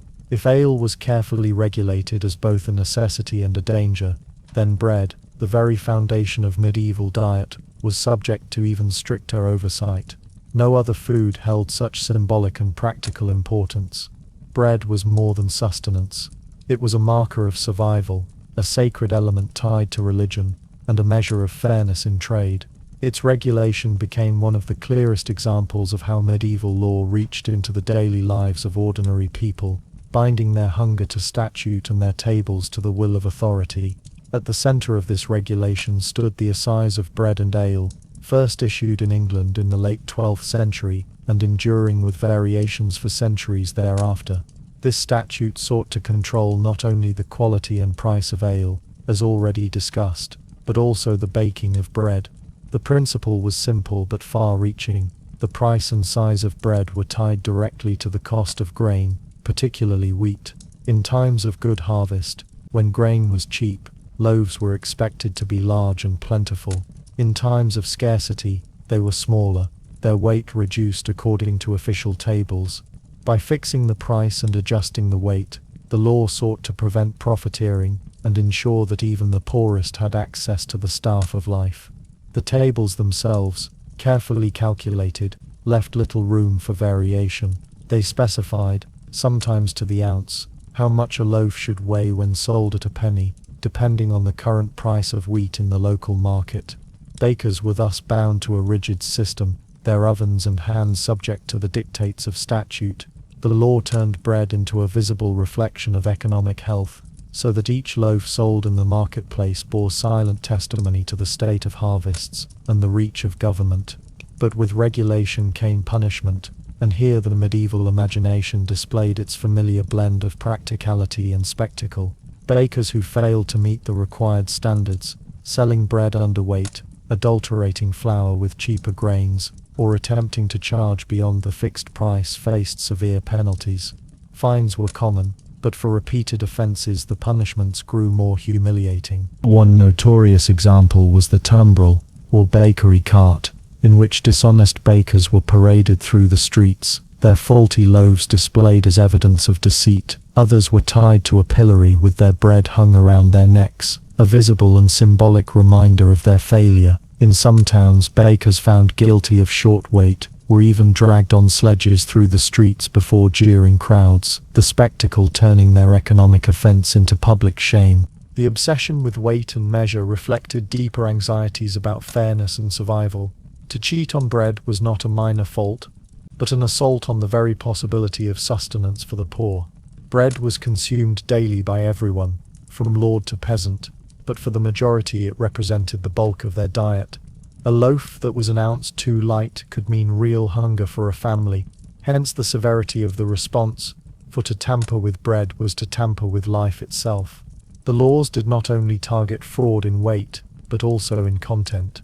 Bakers were forbidden to mix certain cheaper grains, such as barley or peas, into loaves meant to be wheat bread. While mixed breads existed, and were commonly consumed by the poor, selling them falsely as pure wheat was considered a serious offense. Records describe cases where bakers used chalk, sand or other fillers to bulk out their loaves, and such frauds provoked swift punishment. To modern eyes, these tales seem both grotesque and exaggerated, yet they underscore the seriousness with which the medieval world regarded the purity of its bread. In some regions, the regulation of bread extended even to who was permitted to bake and sell. Guilds of bakers emerged in many towns, enforcing not only quality standards, but also the economic privileges of their members. To bake without belonging to the guild was often illegal, and guild officers joined civic authorities in policing ovens and markets. The guild system reinforced hierarchy and control, ensuring that bread, like ale, remained under constant surveillance. Curiously, not all bread was equal under the law. The fine white loaves consumed by the wealthy were more expensive and more carefully inspected, while coarse rye or barley loaves eaten by peasants were often left with less oversight. This discrepancy reflected the broader social order. The bread of the privileged was protected, while the bread of the poor was tolerated in its roughness. Even in regulation, hierarchy was preserved. Religion added yet another layer of meaning. Bread held sacred significance as the symbol of the Eucharist, and this lent additional weight to its regulation. To sell false bread was in a sense not only an economic crime but a moral one, an offense that touched on the sacred imagery of body and sustenance. The Church, while less involved in the practical enforcement of the assize, reinforced the symbolic importance of bread in its sermons and rituals, weaving together law, morality, and theology. Despite these efforts, violations remained common. Court records are filled with cases of bakers fined for light loaves, of apprentices punished for tampering with ovens, of guilds disciplining their members for dishonesty.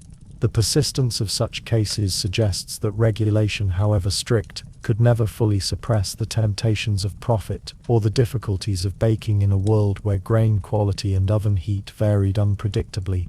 A loaf might emerge from the oven lighter than expected, not through fraud but through misfortune, yet the law, with its rigid tables, often made no distinction.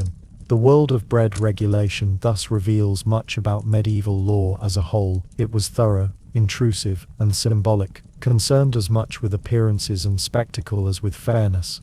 It sought to bind the most ordinary of acts, eating to the grand mechanisms of governance, leaving no space where law did not intrude. To eat bread in the Middle Ages was to taste, in some measure, the weight of authority. And from the ovens of the bakers, the reach of law stretched yet further into the very land itself, where forests, fields, and animals fell under curious restrictions, and where the relationship between human society and nature was reshaped by statute and penalty. From the ovens of the bakers, where bread was weighed and measured with legal precision, the reach of law extended beyond the bustling markets of day into the quiet hours of night, seeking to regulate even the passing of time itself. If bread symbolized the order of survival in daylight, then the curfew symbolized the order of silence after dusk, drawing a line across the rhythms of medieval life. For towns and cities across Europe, night was not merely a span of darkness but a period laden with danger, mystery, and spiritual unease. The setting of the sun transformed familiar streets into places of uncertainty, and it was here that law once again imposed its hand, decreeing when lights must be extinguished, when voices must fade, and when human activity must retreat into stillness. The term curfew itself derives from the Old French couvre-feu, meaning cover fire. Its earliest form was a literal instruction. At the sounding of the evening bell, households were required to cover or extinguish their hearth fires, reducing the risk of accidental blazes that might devastate wooden towns. Fire was both life and peril, and in communities where houses crowded together beneath thatched roofs, a single spark could consume an entire street. The curfew bell was thus at once practical and symbolic, marking the boundary between day's labor and night's repose, between communal activity and enforced withdrawal. Over time, however, the curfew expanded beyond fire safety into broader regulation of movement and sound. Authorities feared that the night, if left unchecked, would become the refuge of thieves, rioters, or conspirators. Darkness made surveillance difficult, and so the law responded by attempting to eliminate nocturnal life altogether. In many towns, ordinances required inhabitants to remain indoors after the bell had sounded, save for emergencies. The streets emptied, shops closed, and taverns fell silent. To walk abroad without permission was to invite suspicion, for those who moved at night were assumed to be up to no good.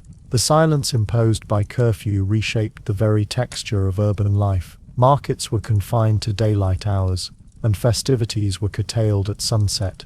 Travelers arriving late at city gates often found themselves locked out until morning, forced to wait in fields or roadside inns. Even artisans and bakers, whose labor sometimes extended into the night, were bound by these restrictions, their ovens and workshops compelled to fall silent with the rest. The rhythm of the city was thus tightly bound to law, the ringing of the bell transforming daily activity into a collective act of obedience. Punishments for breaking curfew varied but could be harsh. Those found abroad after hours without cause might be arrested, fined, or placed in the stocks for public humiliation. In some towns, watchmen patrolled the streets, armed with lanterns and staves, empowered to challenge any who strayed into the darkness. To be caught without a good reason, such as fetching a physician, attending to childbirth, or responding to fire, was to be judged as a threat to order. In certain cases, repeat offenders were whipped or banished,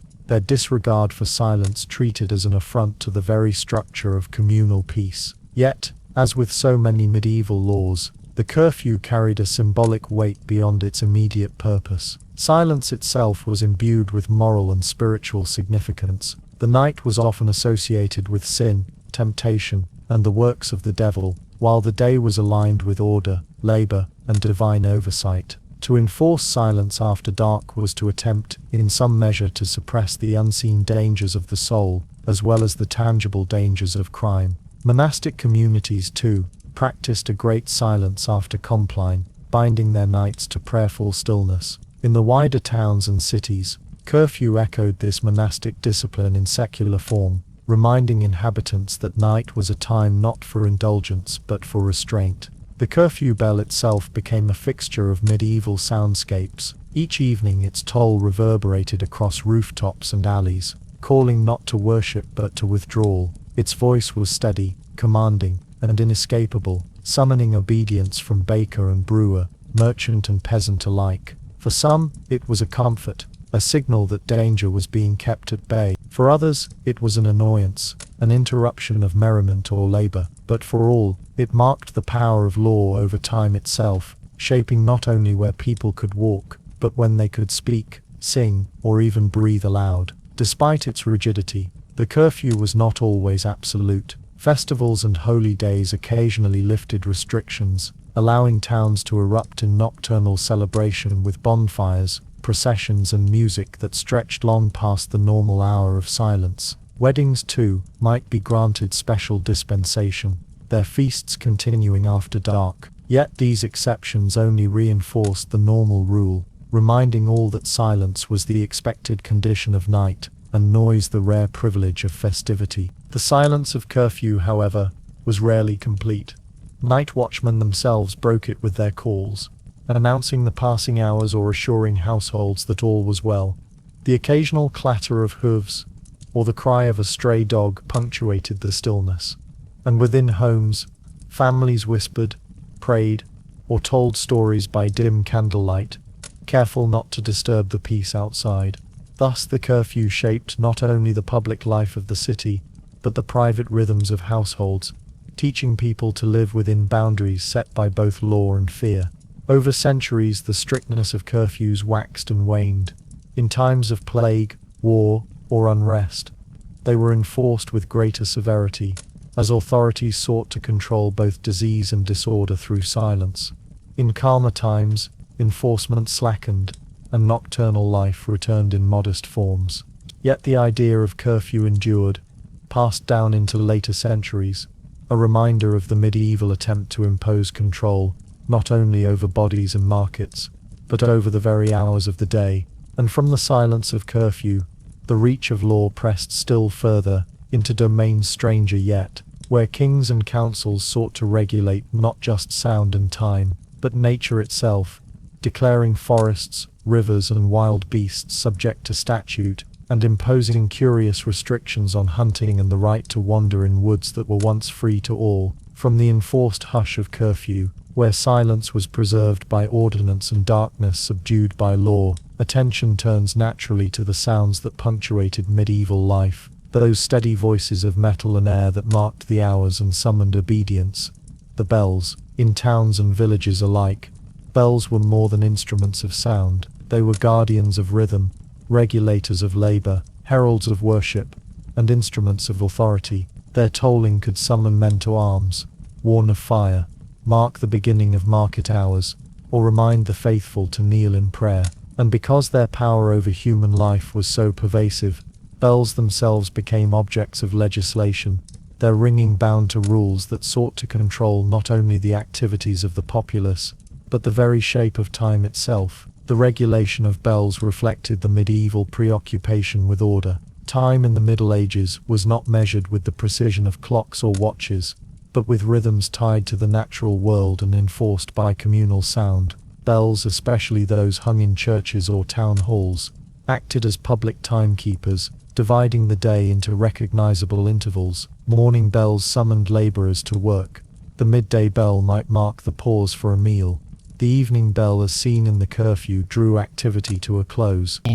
These sounds knit communities together, binding the lives of peasants, merchants, and priests into a shared structure. Yet because bells carried such authority, their use was subject to strict oversight, preventing their power from being misused or allowed to disrupt the delicate balance of life. One of the most curious aspects of this legislation lay in the attempt to prevent the frivolous or unauthorized ringing of bells. In some towns, ordinances prohibited the ringing of church bells except for specific sanctioned purposes: the calling of mass, the tolling of funerals, the announcement of civic gatherings, or the curfew itself. Unauthorized ringing could result in fines, for it was believed that the toll of a bell carried symbolic weight, disturbing not only the peace of men, but also the order of heaven. To ring a bell in jest, or without cause, was to disrupt the sacred alignment between time and community.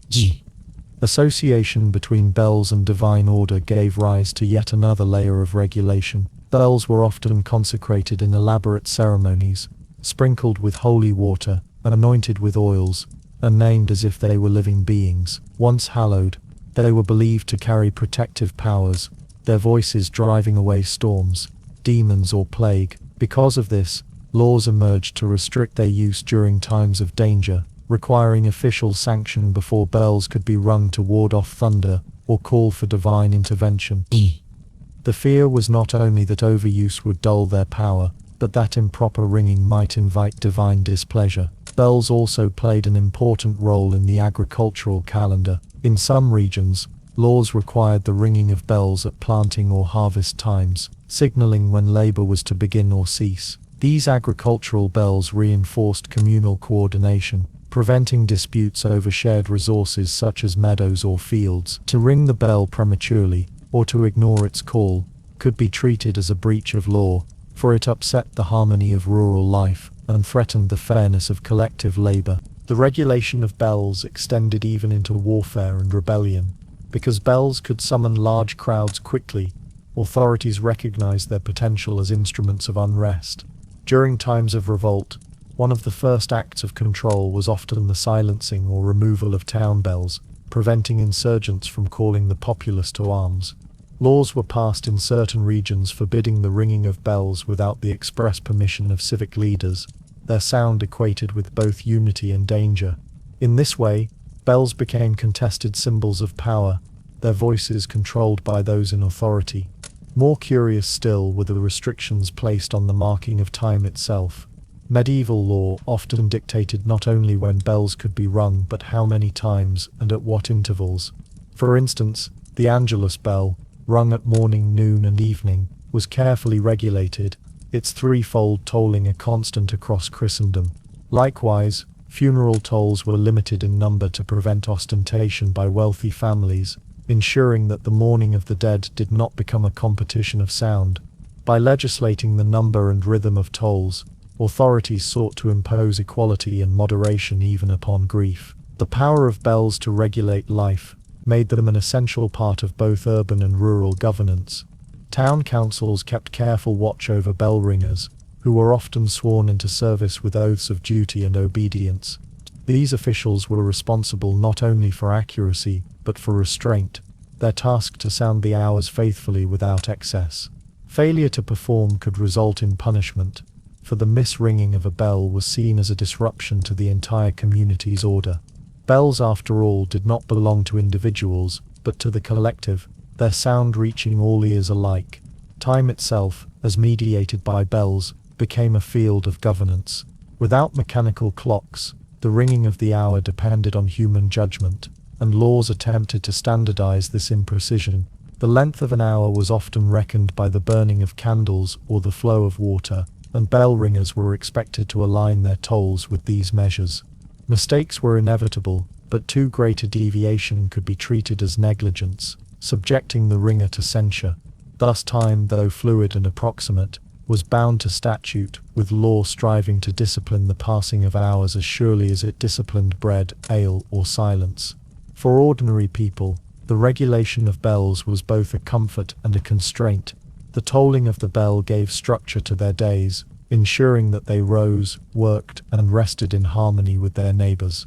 Yet it also meant that their lives were governed by forces outside their control, their labor and leisure dictated not by their own choosing, but by the slow swing of a clapper in a tower above. The law reached into their very sense of time, teaching them to live in obedience to rhythms that were both sacred and civic. Over centuries, as mechanical clocks became more widespread, the authority of bells began to shift. By the late Middle Ages, some towns installed elaborate public clocks, whose striking hours rivaled the voice of bells. Yet even then, laws concerning bells persisted, a testament to their enduring power as instruments of order. Bells continued to regulate prayer, labor, and civic life. Their tolls woven into the fabric of existence. To legislate bells was to legislate time, and to legislate time was to legislate life itself. And from this regulation of bells and hours, the medieval legal imagination moved naturally to the governance of another sphere of existence, the great forests and fields, where hunting, gathering, and the use of natural resources were bound by curious and often harsh restrictions, laws that turned the landscape itself into a domain of authority and exclusion. From the tolling of bells that governed the rhythm of time and life itself, one finds that the hand of law extended even further, into places more intimate and curious, touching upon the habits of washing, cleansing, and the use of public baths. Medieval Europe was a world where water carried both necessity and danger, a substance that could purify but also spread disease, a resource tied to moral judgment as much as to physical health. Bathhouses, whether humble wooden structures along riverbanks or elaborate stone establishments in great towns, occupied an ambiguous place in medieval society. They were places of cleanliness, relaxation, and social gathering, but also of suspicion, indulgence, and at times vice. It was inevitable, then, that the laws of kings, councils, and clerics would intrude upon the bathhouse, seeking to control its rhythms and restrain its abuses. Bathing itself was not alien to the medieval world. Contrary to the modern stereotype of a wholly unwashed age, Roman traditions of bathing lingered in parts of Europe, and throughout the Middle Ages, public baths operated in towns from Paris to Prague. They were frequented by nobles, merchants, and commoners alike, and in some regions, even village communities maintained simple bathhouses. Yet, unlike the more regulated customs of bread or ale, the bath carried with it associations that unsettled both secular and ecclesiastical authorities. Its communal nature, its mingling of genders, and its connections with leisure rather than labor made it a site of constant moral anxiety. As early as the 12th century, councils and city charters began to legislate how, when, and by whom public baths could be used. In some towns, ordinances specified opening hours, restricting bathing to daylight to prevent nocturnal gatherings that might lead to disorder. Or mixed bathing, where men and women shared the same pools, was often prohibited, though in practice it remained common, provoking repeated complaints from moralists. Laws were enacted to separate the sexes or to require alternate bathing days, one for men, another for women, though enforcement varied from place to place. The Church in particular sought to regulate the bathhouse as part of its wider governance of morality. Preachers warned that bathhouses were sites of temptation, their steamy rooms fostering sinful thoughts. Some clerics went further, associating bathing with vanity and indulgence, distractions from the proper rigors of penitence. Laws influenced by ecclesiastical authority sometimes forbade the operation of baths on holy days, ensuring that feasts dedicated to prayer were not profaned by worldly pleasure.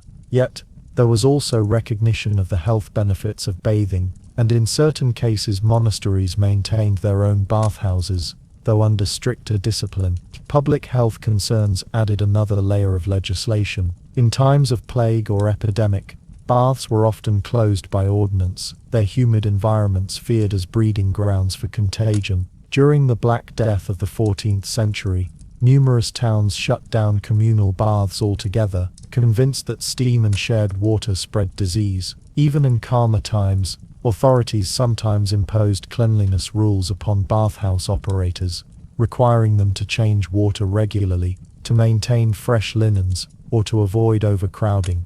These regulations reveal an early, if imperfect, attempt to legislate hygiene in the interests of public welfare. The economic dimension of bathing was also closely controlled. In many towns, bathhouse keepers had to purchase licenses, their fees contributing to municipal revenues. Prices for entry, towels or even meals served within bathhouses were occasionally fixed by law, preventing operators from exploiting demand. Some records note fines for overcharging patrons or for failing to maintain the agreed-upon standards of service. In this way, bathhouses were treated much like alehouses or bakeries, subject to constant oversight and the steady hand of civic control.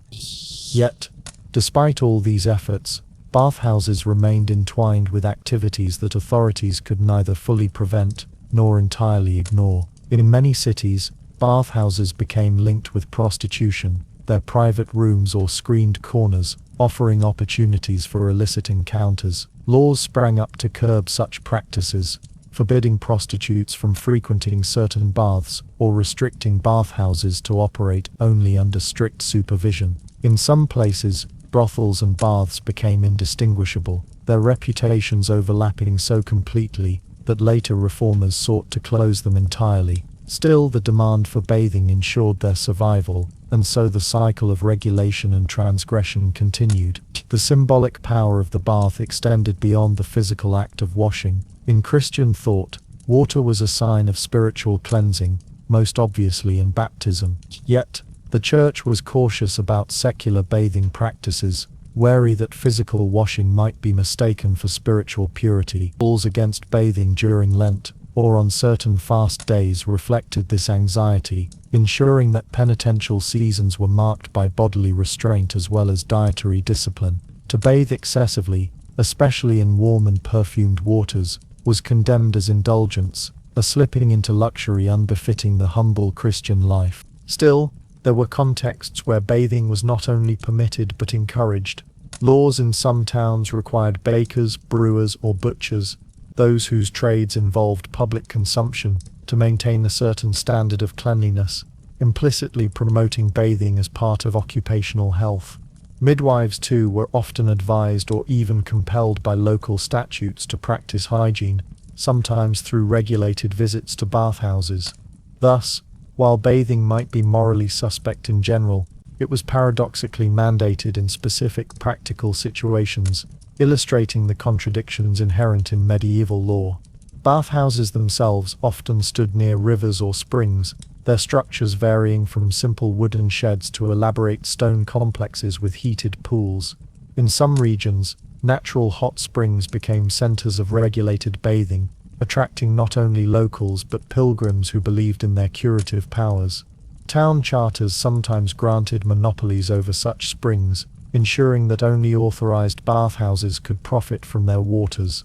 Here again, law intruded, shaping not only who could bathe, but who could benefit economically from bathing.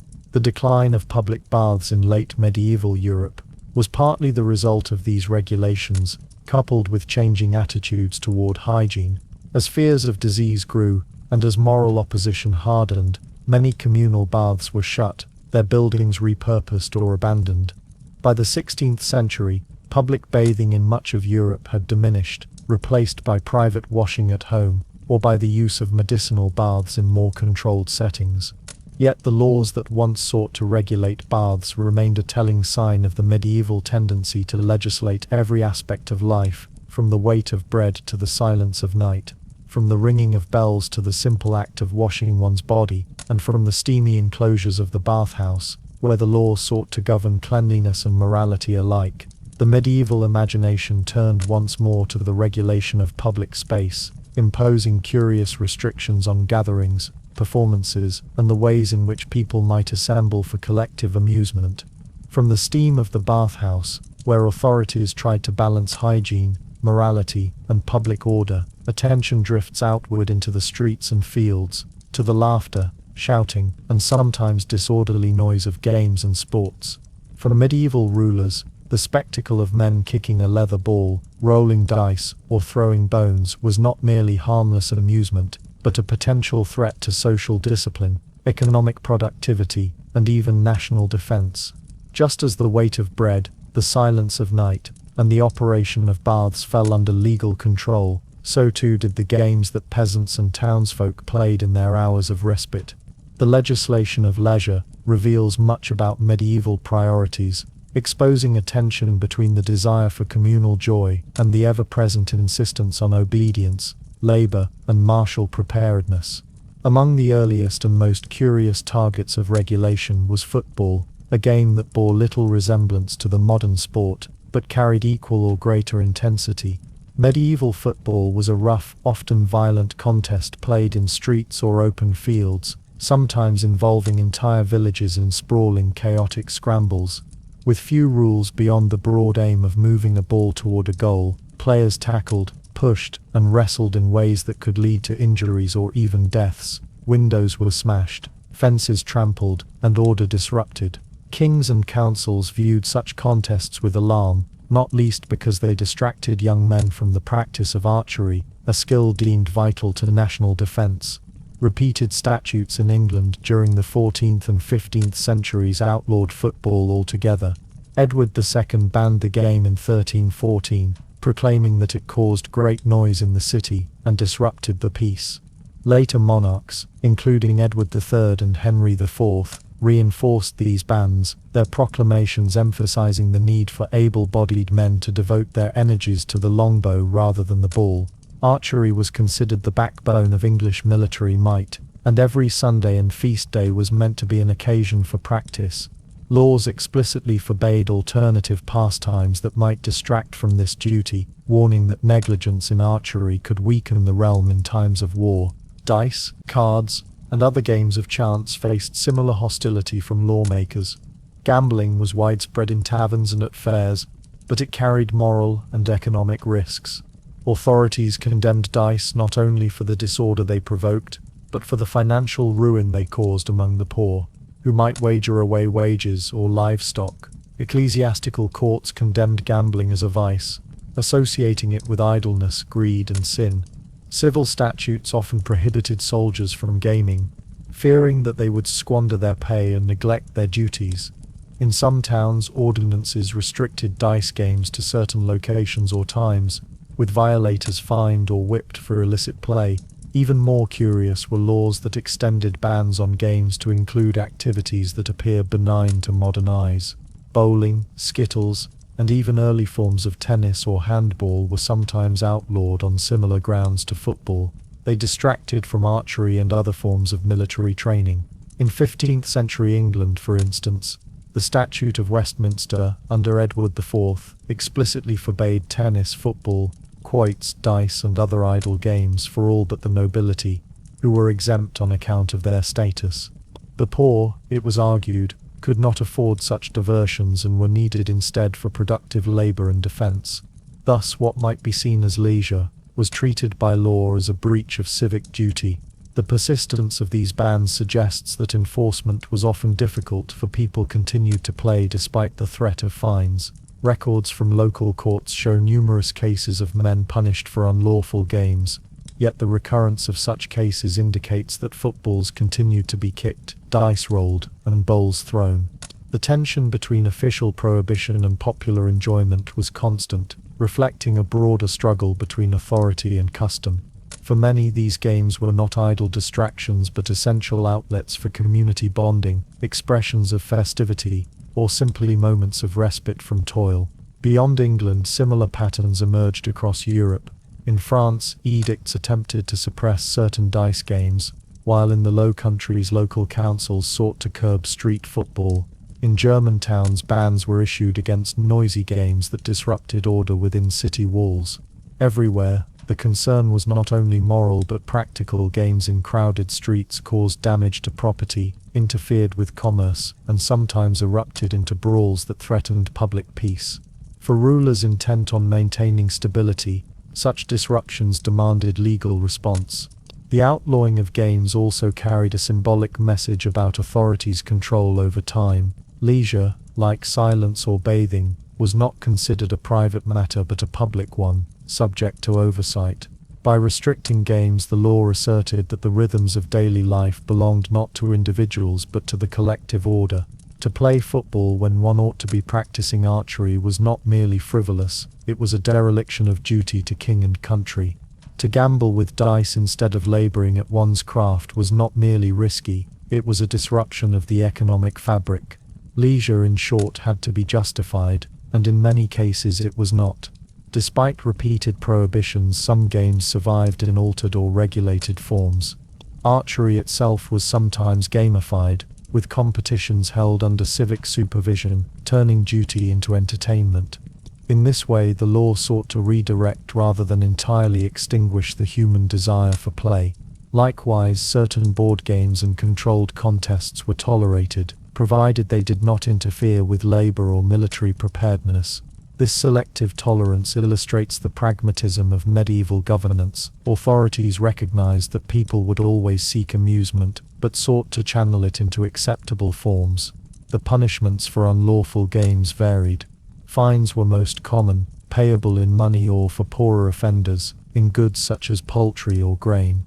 In some cases, gaming equipment, balls, dice, or boards, was confiscated and destroyed.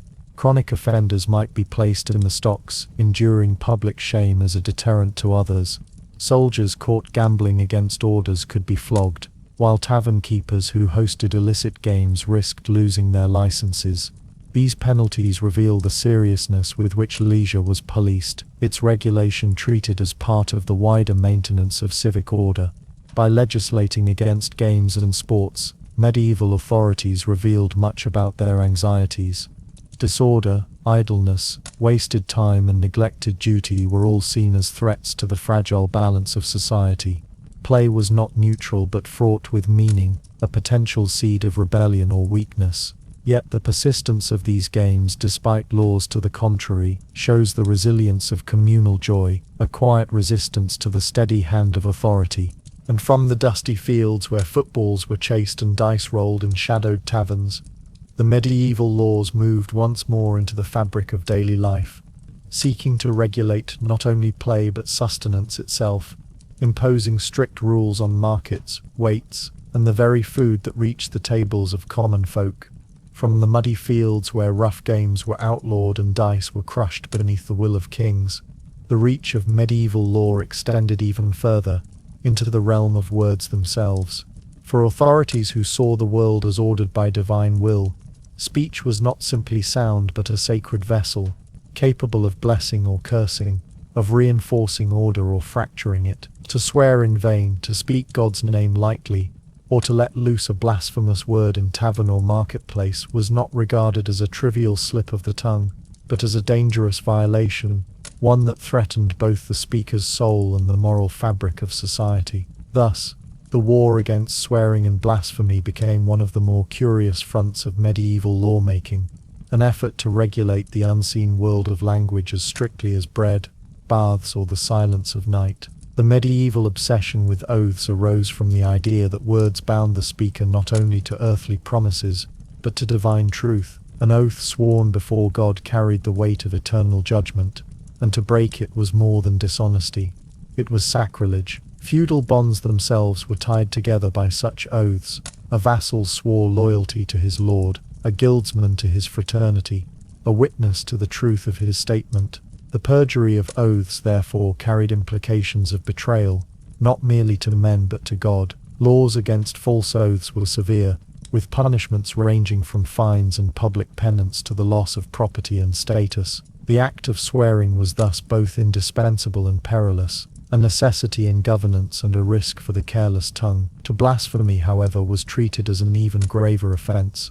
The medieval church regarded the misuse of sacred names, particularly that of Christ or the Virgin Mary, as a wound upon the sanctity of the faith. In many regions, statutes imposed fines for casual swearing, while repeat offenders could be subjected to humiliating punishments, such as standing in the pillory with their tongue pierced or branded. In 14th century England, laws explicitly forbade blasphemous swearing, prescribing escalating penalties that moved from monetary fines to imprisonment. The severity of punishment reflected a belief that words had real power, and that irreverence toward God could provoke divine wrath upon entire communities. Taverns where ale flowed and tempers loosened were frequent arenas for such laws to be tested. Records from borough courts detail countless cases of men fined for swearing oaths by sacred names in drink-fueled disputes. In France, similar ordinances were issued against blasphemy in public spaces,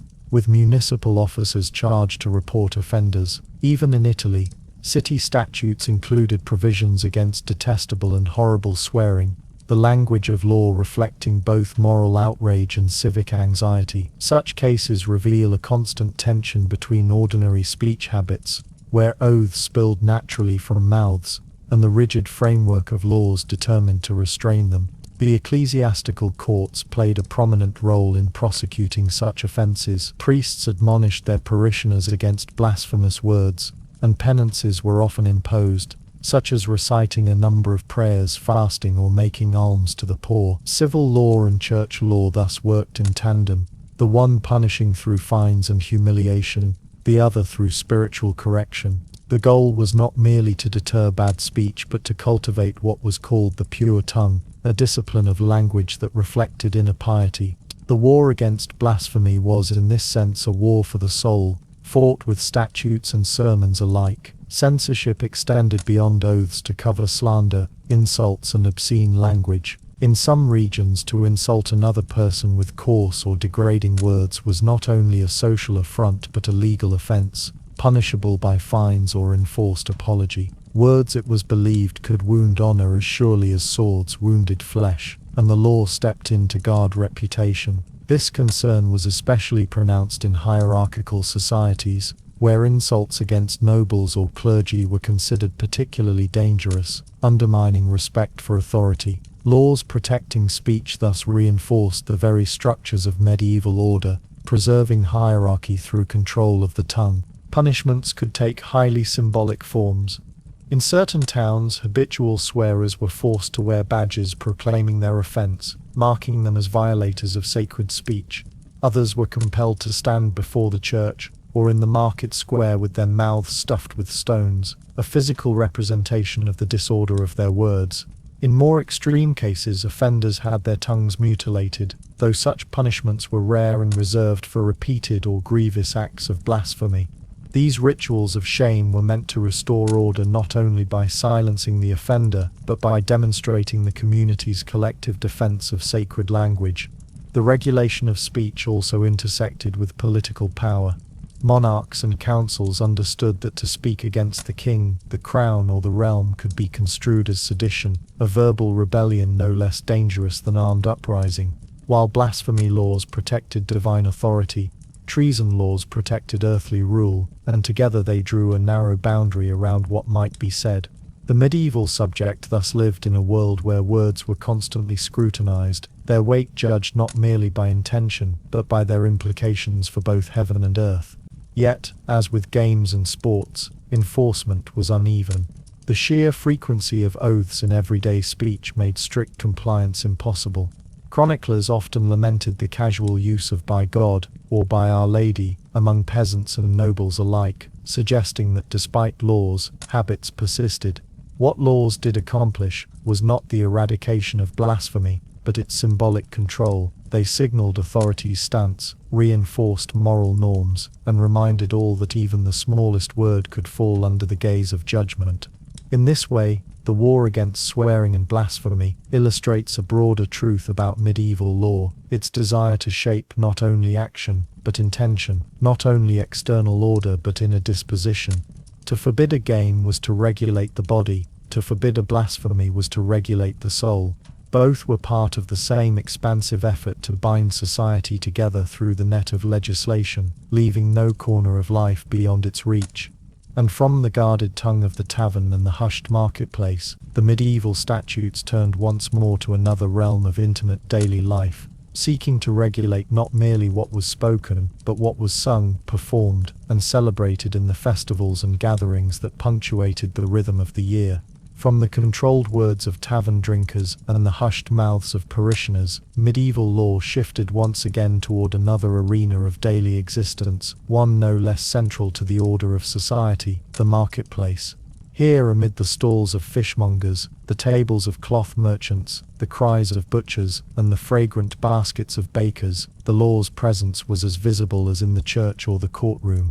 For trade was the lifeblood of medieval towns, and to let it run unchecked was, in the eyes of rulers and councils, to invite chaos, fraud, and discontent. Markets were not free spaces of exchange in the modern sense, but carefully orchestrated events, subject to intricate rules about time, place, quality, and fairness. To break these rules was not a matter of private dishonesty, but a public offense, punishable with fines, humiliation, or confiscation. Medieval towns received the right to hold markets by royal or seigneurial charter. This grant of privilege was no small matter, for it gave a community the authority to gather merchants and buyers at set times, often weekly or on designated feast days, and to profit from the tolls and taxes levied on sales. The market charter also bound the town to enforce rules, creating an environment where trade could proceed under the watchful eye of law. A market without rules was, to the medieval mind, little better than theft. The law's task was to ensure that buying and selling unfolded with the regularity of ritual. Among the most important of these regulations were those governing market days themselves. Trade was restricted to specified times, and to sell outside of them could draw penalties. In some places, laws forbade buying or selling before the ringing of the market bell, a sound that announced the official opening of commerce. To begin early was to cheat both the community and the lord of his dues, undermining the fairness of competition. Similarly, when the bell rang again to mark the closing, stalls were to be cleared, goods packed away, and trade suspended until the next lawful gathering. Even the rhythm of buying and selling therefore was carefully measured, as if commerce itself required liturgy. The goods offered for sale were likewise subject to strict oversight. The quality of bread, as already seen, was closely inspected, but so too were meat, fish, and ale. Butchers could be punished for selling spoiled meat, sometimes forced to parade the offending carcass through the streets before discarding it outside the town walls. Fishmongers were expected to sell only fresh catches, and inspectors might visit stalls to smell, prod, and taste. Weights and measures were standardized, with official iron or stone markers kept in the town hall or at the market cross. To use false scales or short measures was considered one of the most grievous forms of deceit, for it undermined trust in trade itself. Offenders were often placed in the pillory, sometimes with their faulty weights hung around their necks as a symbol of their dishonesty. The law also intervened to maintain fair prices. In times of scarcity, authorities might set maximum prices for essentials such as grain or ale, attempting to curb profiteering. Bakers and brewers were watched particularly closely, since bread and drink formed the staples of life. Those who charged too much risked not only fines but corporal punishments, such as the ducking stool for dishonest brewers, or the stocks for fraudulent bakers. The principle was clear: the marketplace existed not simply for individual profit, but for communal welfare, and the law was charged with protecting that balance. Equally curious were the restrictions on who could sell, and where. Foreign merchants, those from another town, region, or country, were often permitted to sell only during certain seasons or under specific conditions, sometimes required to pay extra tolls for the privilege. Local traders jealously guarded their rights, and the law enforced their priority. In some towns, forestalling, buying up goods before they reached the market in order to resell at higher prices, was a punishable offense. Similarly, regrating or reselling goods at an inflated price within the same market was outlawed, as was engrossing, the hoarding of goods to manipulate scarcity. These offences reveal a deep suspicion of speculative trade, an anxiety that profit-seeking might disrupt the stability of supply. The physical space of the market was itself regulated. Stalls were arranged in ordered rows, sometimes according to craft or commodity, butchers together, cloth sellers nearby, fishmongers in a separate section. Each stall holder might be assigned a space, for which rent or dues were paid to the lord or the borough. To encroach on another's space, to obstruct the market cross, or to sell in unauthorized corners, could draw penalties. Even the placement of tables and the spreading of wares were, at times, subject to ordinance, for the market was conceived as a reflection of social and civic order. Punishments for breaking market rules were not merely economic but symbolic. Offenders might be compelled to stand before the community with their faulty wares, their dishonest scales or their overpriced bread, displayed as evidence of their transgression. In some towns, fraudulent traders were forced to sit backward on a donkey and parade through the market, a ritual of humiliation designed to deter others. These punishments reveal the theatrical character of medieval justice. The market, a place of buying and selling, also became a stage where the law's authority was performed before the eyes of all. Markets were also tied to religious rhythms. Many were held on saints' feast days, their timing intertwined with the liturgical calendar. To sell goods on a Sunday, however, was in most places forbidden, the sanctity of the Sabbath demanding rest from commerce. Violators could face both civil penalties and ecclesiastical censure. The mingling of trade and faith was thus constant. Markets were permitted by charters but bound by the church's sacred schedule. The regulation of fairs, larger gatherings held annually or seasonally, extended these principles on a grander scale. Fairs drew merchants from far afield, sometimes from across Europe, bringing spices, silks, wines and other exotic goods. Because of their size and economic importance, fairs operated under special laws, often granted royal protection. Disputes arising there were settled in dedicated courts, and the enforcement of weights, measures and prices was even more meticulous.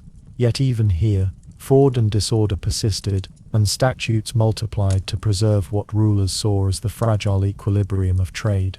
The sheer volume of ordinances about markets and fairs underscores how deeply medieval authorities feared disruption to economic life.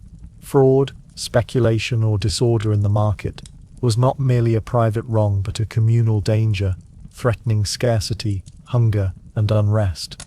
In this sense, laws on trade were not ridiculous quirks but essential mechanisms for survival, though their details sometimes strike modern readers as oddly obsessive. The ringing of bells to open sales, the precise measuring of ale, the parading of rotten meat through the streets, all carried the weight of both necessity and spectacle, and from the bustling square, where law hovered over each scale and stall, attention drifts once more to another realm of medieval existence, one in which rulers and councils sought to legislate not only what was bought and sold, but even how people carried themselves in public, shaping behavior through codes of conduct that revealed both the severity and the strangeness of medieval law.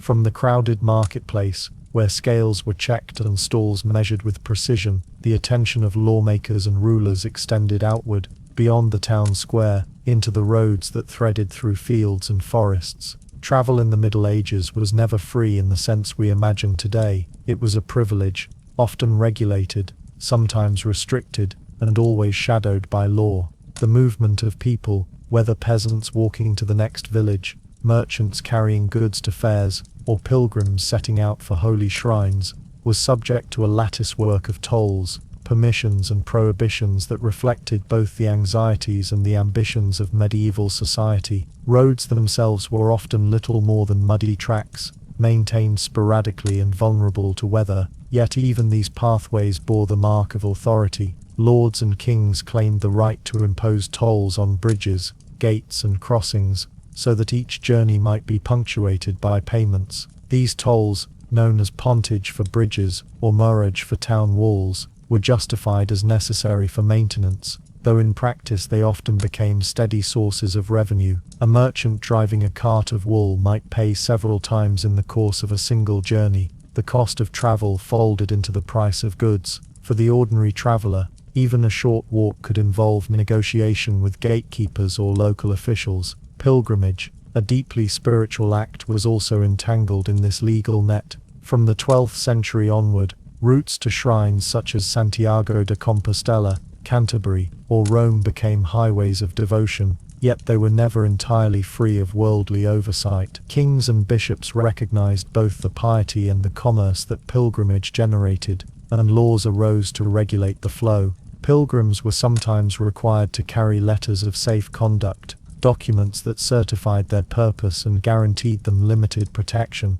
These papers served both as permits and as a means of control, distinguishing genuine travelers from vagrants or fugitives. To wander without such authorization risked suspicion, for movement without cause was often equated with idleness, or worse, criminality. At the same time, lords sought to restrain the mobility of their serfs. The manorial system depended on peasants remaining tied to the land, providing labor and rents. To leave without permission was a breach of obligation, and laws existed to prevent such flight. A serf caught traveling without his lord's leave might be fined, returned, or in some cases branded as a fugitive. Thus, while merchants and pilgrims might find their journeys burdened with tolls, peasants often faced outright prohibition. The law in this respect mirrored the hierarchy of society, granting mobility to some while denying it to others. The regulation of roads also reflected concerns about security.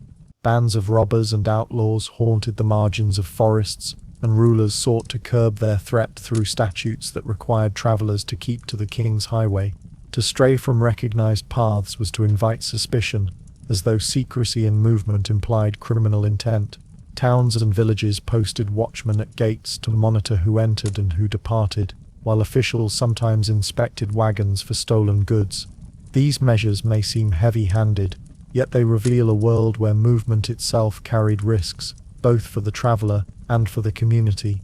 Even the transport of goods was carefully monitored. Certain commodities could not be exported without license, particularly staples such as grain or wool, which were considered vital to the realm's economy. To carry such goods across borders without permission was smuggling, a crime punishable with confiscation or fines. Customs officers patrolled ports and crossings, collecting duties that added to the burdens of trade. In this way, the flow of goods mirrored the flow of people, each watched and weighed by law. The church, too, played a role in regulating travel. Certain holy days were designated as times of rest, when work and journeys alike were to be suspended. To travel on these days, without urgent cause, was frowned upon if not outright forbidden. At the same time, the church encouraged pilgrimage, yet insisted that it be conducted in proper form, with confessions made, offerings prepared and vows recorded. The paradox of medieval law emerges clearly here. Movement was simultaneously encouraged and restricted, sanctified in some contexts yet criminalized in others. Curiously, laws also addressed the attire of travelers. Pilgrims often wore distinctive badges, or carried staffs that marked their destination, a scallop shell for Santiago, for instance. These signs not only proclaimed devotion but served as visible proof of legitimacy. To wear such a badge falsely, to impersonate a pilgrim, was a punishable offense, treated as fraud. The very identity of the traveler was thus codified and policed by law, ensuring that roads were filled not with impostors but with genuine seekers. The enforcement of travel laws was far from uniform. In some regions, tolls multiplied endlessly, each petty lord demanding his due. In others, royal edicts attempted to curb abuses, seeking to create freer movement for trade. The Statute of Winchester in 1285, for instance, required that highways be cleared of undergrowth for a distance of 200 feet on either side, to reduce the cover available to robbers. Such measures reveal both the importance of safe travel and the reliance on law to secure it. Yet the very need for repeated legislation shows how fragile that security remained. What strikes the modern reader most is perhaps not the existence of tolls or permits, but the assumption that travel was never a neutral act. To move was to step into a space of regulation, to pass through a series of gates, both physical and legal. Whether one was a peasant bound to a manor, a merchant carting wool to a fair, or a pilgrim treading a holy road, the journey was shaped by the invisible hand of law, pressing upon each mile. And as pilgrims pressed onward, their scallop shells catching the light, their letters of safe conduct folded carefully within pouches, the medieval landscape revealed another layer of regulation, laws that reached into the realm of symbols and behavior, shaping not only where people went but how they carried themselves, what they said, and how they were seen in the eyes of their neighbors. From the weary traveler making his way along toll-bound roads, or the pilgrim marked by scallop shells and letters of safe conduct, the medieval scene was rarely empty of other companions, animals great and small, that moved alongside humans and shared in their daily existence. Pigs nosed their way through muddy lanes, oxen pulled plows across the heavy fields, dogs trotted at the heels of watchmen and hunters, while geese, chickens, and even bees were kept under the watchful eye of their owners. Yet just as human life was wrapped tightly in rules and ordinances, so too was the presence of animals regulated by law. To the modern reader, many of these rules appear quaint or even absurd, yet to the people of the Middle Ages, they represented both necessity and the persistent attempt to impose order upon a world in which human and animal lives were deeply entangled. Pigs, perhaps more than any other animal, attracted legal attention. In towns and villages alike, pigs were often allowed to wander freely, rooting through refuse and feeding on scraps. Their usefulness as living scavengers was undeniable, but their presence in the streets carried dangers. Laws were written to control their movement, requiring that they be yoked, ringed, or kept from sacred spaces. Some towns imposed fines on owners whose pigs caused damage to gardens or injured children, while in Paris it was once decreed that stray pigs found roaming could be slaughtered by order of the authorities. Yet paradoxically, monasteries were sometimes granted exemptions, their pigs allowed to roam where others were not, an odd reminder of how privilege and law intertwined even in matters of livestock. Dogs, too, were the subject of regulation. In rural areas, laws distinguished between hunting dogs, often reserved for the nobility, and the simpler mastiffs or shepherd dogs kept by peasants. To own a greyhound or other noble hound without proper rank was in certain times and places forbidden, reflecting the deep entanglement of law with social hierarchy. In towns, dogs were sometimes muzzled by order, particularly during outbreaks of rabies, a disease poorly understood but greatly feared. Stray dogs could be destroyed as nuisances, while watchdogs were registered or marked as belonging to specific households. In this we see how the law did not only define human society, but extended its classifications to the very animals that accompanied it. Among the more curious inclusions in law codes are references to bees. Beekeeping was widespread, for honey was the primary sweetener of the medieval diet, and beeswax was essential for candles, particularly those used in churches. Disputes about swarms were therefore taken seriously, with some laws specifying that a swarm belonged to the owner of the hive so long as he pursued it. To steal bees or to destroy a hive could bring penalties, for bees were considered both property and vital contributors to the community's needs. The very flight of a swarm across hedges or into neighboring land thus became a matter of legal concern, a reminder of how closely nature and law were interwoven. Livestock more generally was subject to careful oversight. Cattle were vital for ploughing,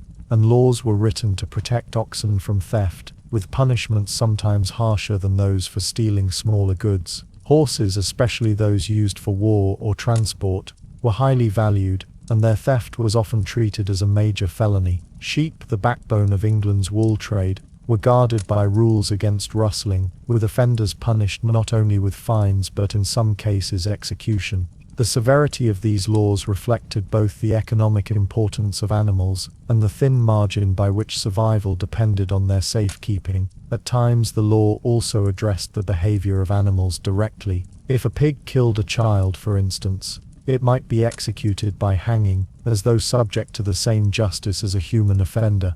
Bulls were sometimes restricted from wandering during certain seasons, and stallions or boars might be controlled through ordinances meant to prevent accidents. These rules, however strange they may appear, reveal the constant negotiation between necessity and danger, for animals were both indispensable and unpredictable. Even fowl were not exempt from regulation. In some towns, ordinances limited the keeping of geese within walls, as their noise and mess were considered disruptive. Chickens were sometimes prohibited from scratching in certain areas, particularly cemeteries or market squares, where their presence was deemed unseemly. The regulation of such seemingly minor creatures shows the breadth of medieval law's reach, seeking to bring order to every corner of daily life. The relationship between humans and animals was also framed through communal responsibilities. Herds of cattle or flocks of sheep might be grazed in common fields, with rules specifying times and conditions. To allow one's beasts to graze outside those bounds was trespass, punishable by fines or by the impounding of the animals. Manorial courts often dealt with such disputes, hearing complaints from neighbors whose crops had been trampled or whose hay had been eaten. In this sense, animals became both agents and subjects of law, their actions reflected in the obligations of their owners. Hunting laws further illustrate the peculiar ways in which animals were entangled with authority. Deer, boar, and other game were declared the property of kings and nobles, their killing strictly regulated by forest law. To poach in royal forests was a serious crime, often met with brutal penalties such as mutilation or death. Even the dogs used for hunting were regulated, their claws sometimes required to be blunted in areas where only the king's hounds were permitted to chase game. Such restrictions reveal the extent to which animals, wild as well as domesticated, were woven into the legal imagination of the Middle Ages. What emerges from these ordinances, rules, and punishments is a picture of a society in which animals were not merely background to human life, but integral to its functioning. They were property, companions, laborers, and sometimes offenders, their presence shaping and shaped by law. To modern readers, the idea of pigs being executed, dogs classified by rank, or bees entangled in legal disputes, may seem absurd, yet these practices reveal a world deeply dependent on animals, and intent on regulating that dependence, with all the seriousness it applied to human affairs. And from the laws that governed the behavior of pigs in streets and bees in gardens, the medieval mind turned again to broader notions of order, seeking not only to discipline the living world, but to impose symbolic boundaries on time, place, and ritual, so that even the rhythms of festivals and holy days were guided by the careful hand of law. From the noisy presence of pigs rooting in alleys, bees swarming across hedgerows, and oxen trudging beneath the weight of the plough, the medieval world shifted in its concerns from the busy movements of life to the stillness that followed its end. For death was ever present in the Middle Ages, sometimes arriving in the expected course of old age, more often striking suddenly through famine, war, or pestilence. Just as law sought to regulate the feeding of pigs, or the grazing of cattle, so too did it extend its hand over the passage from life to death, prescribing how bodies should be handled, where they should be laid, and what rituals must accompany their departure.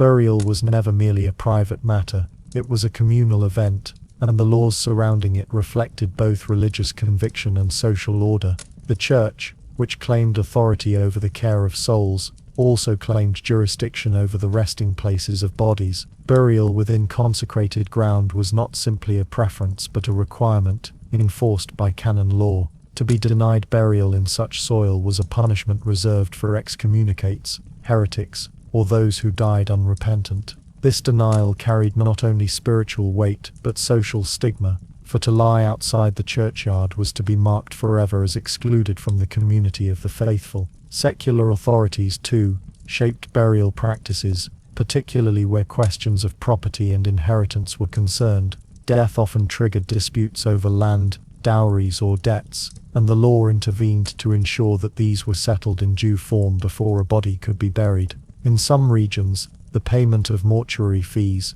gifts owed to the church upon a person's death, was required before the rites could proceed. These might include the best garment, the best beast, or a portion of the estate, offered as a final act of piety. The law thus tied the passage of death not only to ritual but to obligation, intertwining the spiritual with the material. There were also laws about where the dead could be placed. In many towns, the pressure on churchyards became so great that ordinances were issued to regulate the expansion of burial grounds, or to prohibit burials within city walls for reasons of sanitation. Some cities like London passed rules against burying the dead too close to wells or water sources, fearing corruption. In France, the overcrowding of cemeteries in Paris led to the eventual creation of charnel houses and ossuaries, where bones were stacked after exhumation, a practice conducted under ecclesiastical supervision and with legal sanction. The treatment of corpses themselves was shaped by law. In certain cases, bodies were used as instruments of punishment even after death. The corpse of a traitor might be displayed, denied burial, or dismembered, as a warning to others. Suicide, considered both a crime and a sin, carried particularly harsh consequences. The body of the deceased might be buried at a crossroads with a stake driven through it, and property seized by the crown. Such practices show how the law reached beyond the life of the offender, asserting its authority even over what remained after breath had ceased. Death in war brought its own peculiar regulations. Fallen soldiers on the battlefield were sometimes buried en masse, but when knights or nobles were concerned, laws dictated that their bodies be returned home, often embalmed or boiled to preserve the bones for transport. This process, known as mos teutonicus, was regulated by both church and crown, for it touched on issues of honor, inheritance, and the dignity of rank. The movement of bones across borders became a matter of record, with permissions required and disputes sometimes arising when lands claimed the right to retain the remains of those who had died within them. Plague and pestilence forced further legal responses. During the Black Death, when corpses accumulated faster than they could be buried, ordinances required mass graves, their digging overseen by officials to ensure order. In some towns, laws forbade the ringing of funeral bells for every death, lest the constant tolling spread panic. The law here was less about ritual dignity and more about practical necessity, yet it still framed the final resting of bodies within a structure of regulation. Even the rituals of mourning were subject to law. Excessive displays of grief, such as loud wailing or the hiring of professional mourners, were sometimes restricted by ordinance, considered disruptive or unseemly. Laws also addressed funeral feasts, limiting the expense of food and drink provided, for such gatherings could easily become opportunities for extravagance that contradicted the solemnity of death. Just as sumptuary laws had sought to restrain clothing in life, so too did they reach into the ceremonies of death, ensuring that even in grief, hierarchy and order were preserved. The intersection of death with property was perhaps the most legally intricate of all. Wills, when they existed, had to be recorded and confirmed by proper authorities, and the division of goods was often contested. The church claimed rights to certain portions, as did lords, while heirs pressed their own claims. Law courts were filled with disputes that began at the moment of death, disputes that reveal how the end of one life rippled outward into the lives of many others. Thus, death was not only a personal passage, but a legal event, structured by obligations, inheritances, and the ever-present oversight of both crown and church. What emerges from this body of regulation is a reminder that in the Middle Ages, law sought to leave no part of existence untouched. From the fields where cattle grazed to the roads where pilgrims walked, from the clothes one wore in life to the ground in which one lay in death, order was imposed through statute, ordinance and custom. Death itself, the great equalizer, was drawn into the orbit of law, shaped and managed with the same seriousness as markets, marriages, and mealtimes, and as the grave was filled and the bells fell silent, the world of the living carried on, turning its attention once more to the framework of law that bound together every aspect of medieval life, so that even in its most mysterious moments, moments of joy, grief, or solemn passage, the rhythm of society remained tethered to rule and ordinance, until the reach of law seemed to extend not only over the living and the dead, but across the very fabric of time itself. And yet, even as bells tolled their last and burial earth was patted down in solemn silence, the reach of medieval law did not fade with the body it governed. The centuries that followed carried forward the peculiar traces of statutes that had once sought to control shoes, bread, and mourning alike, preserving them in parchments, civic codes, and church decrees.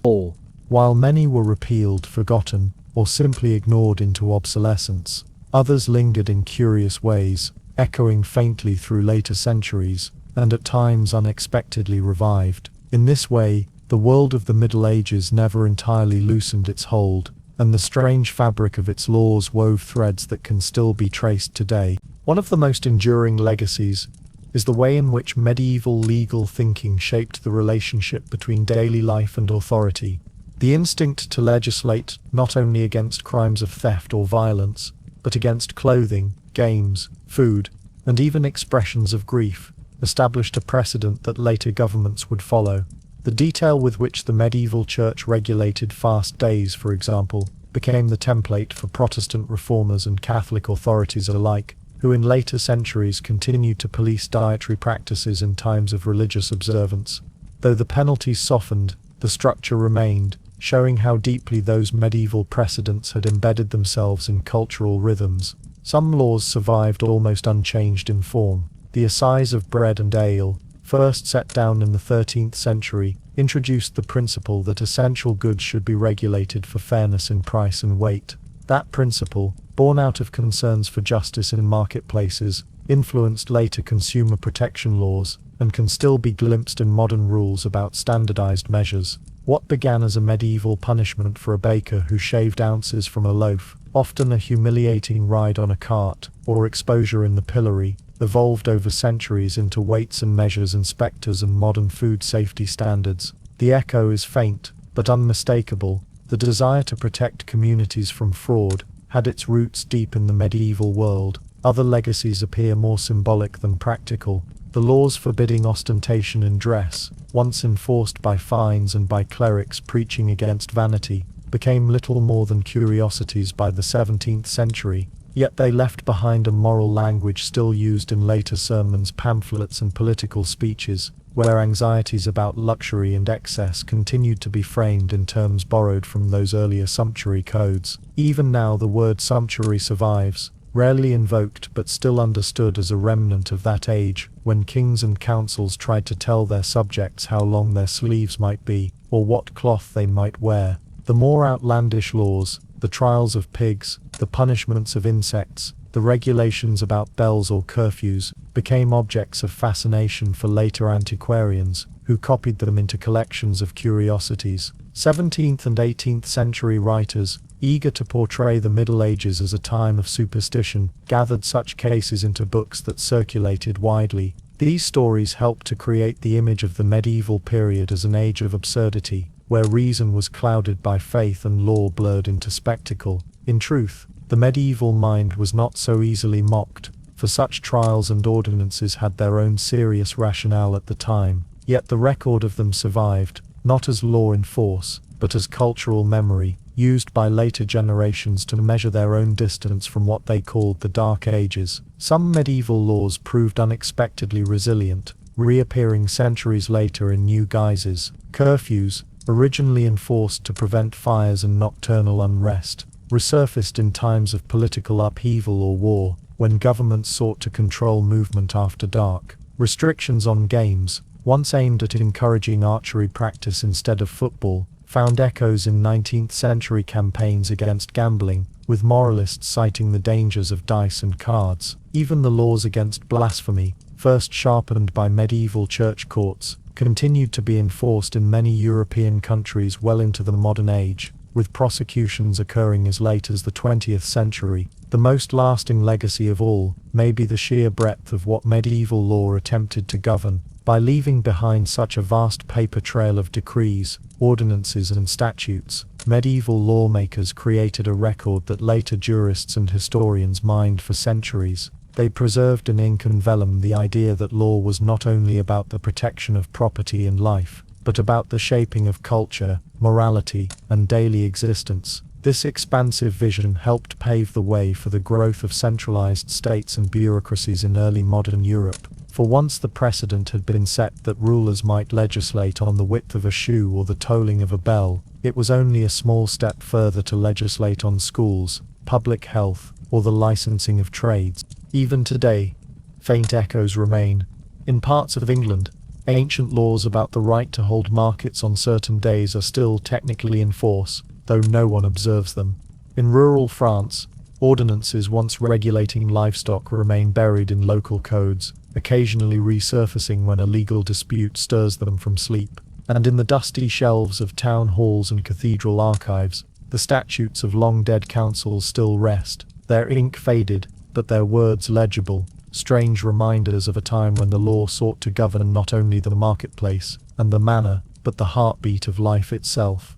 What lingers, then, is less the power of the laws themselves than the atmosphere they conjure. They remind us that human societies have always attempted to shape themselves through rules, often with good intentions, sometimes with comic results. They show how power, whether held by bishop or king, has always tried to order the world through paper, wax and seal, and they reveal the deep continuity of law, as both a mirror of society and a tool for its governance, strange, flawed, sometimes excessive, yet profoundly human. So the legacy of medieval laws is not merely one of absurdity to amuse the modern reader. It is a legacy of seriousness, of communities striving to regulate themselves in uncertain times, of rulers convinced that stability could be written into existence. The oddities, trials of rats, bans on shoes, laws about dice, are only the most memorable fragments of a much larger tapestry, in which every thread was drawn tight, holding together the fragile fabric of a world vulnerable to hunger,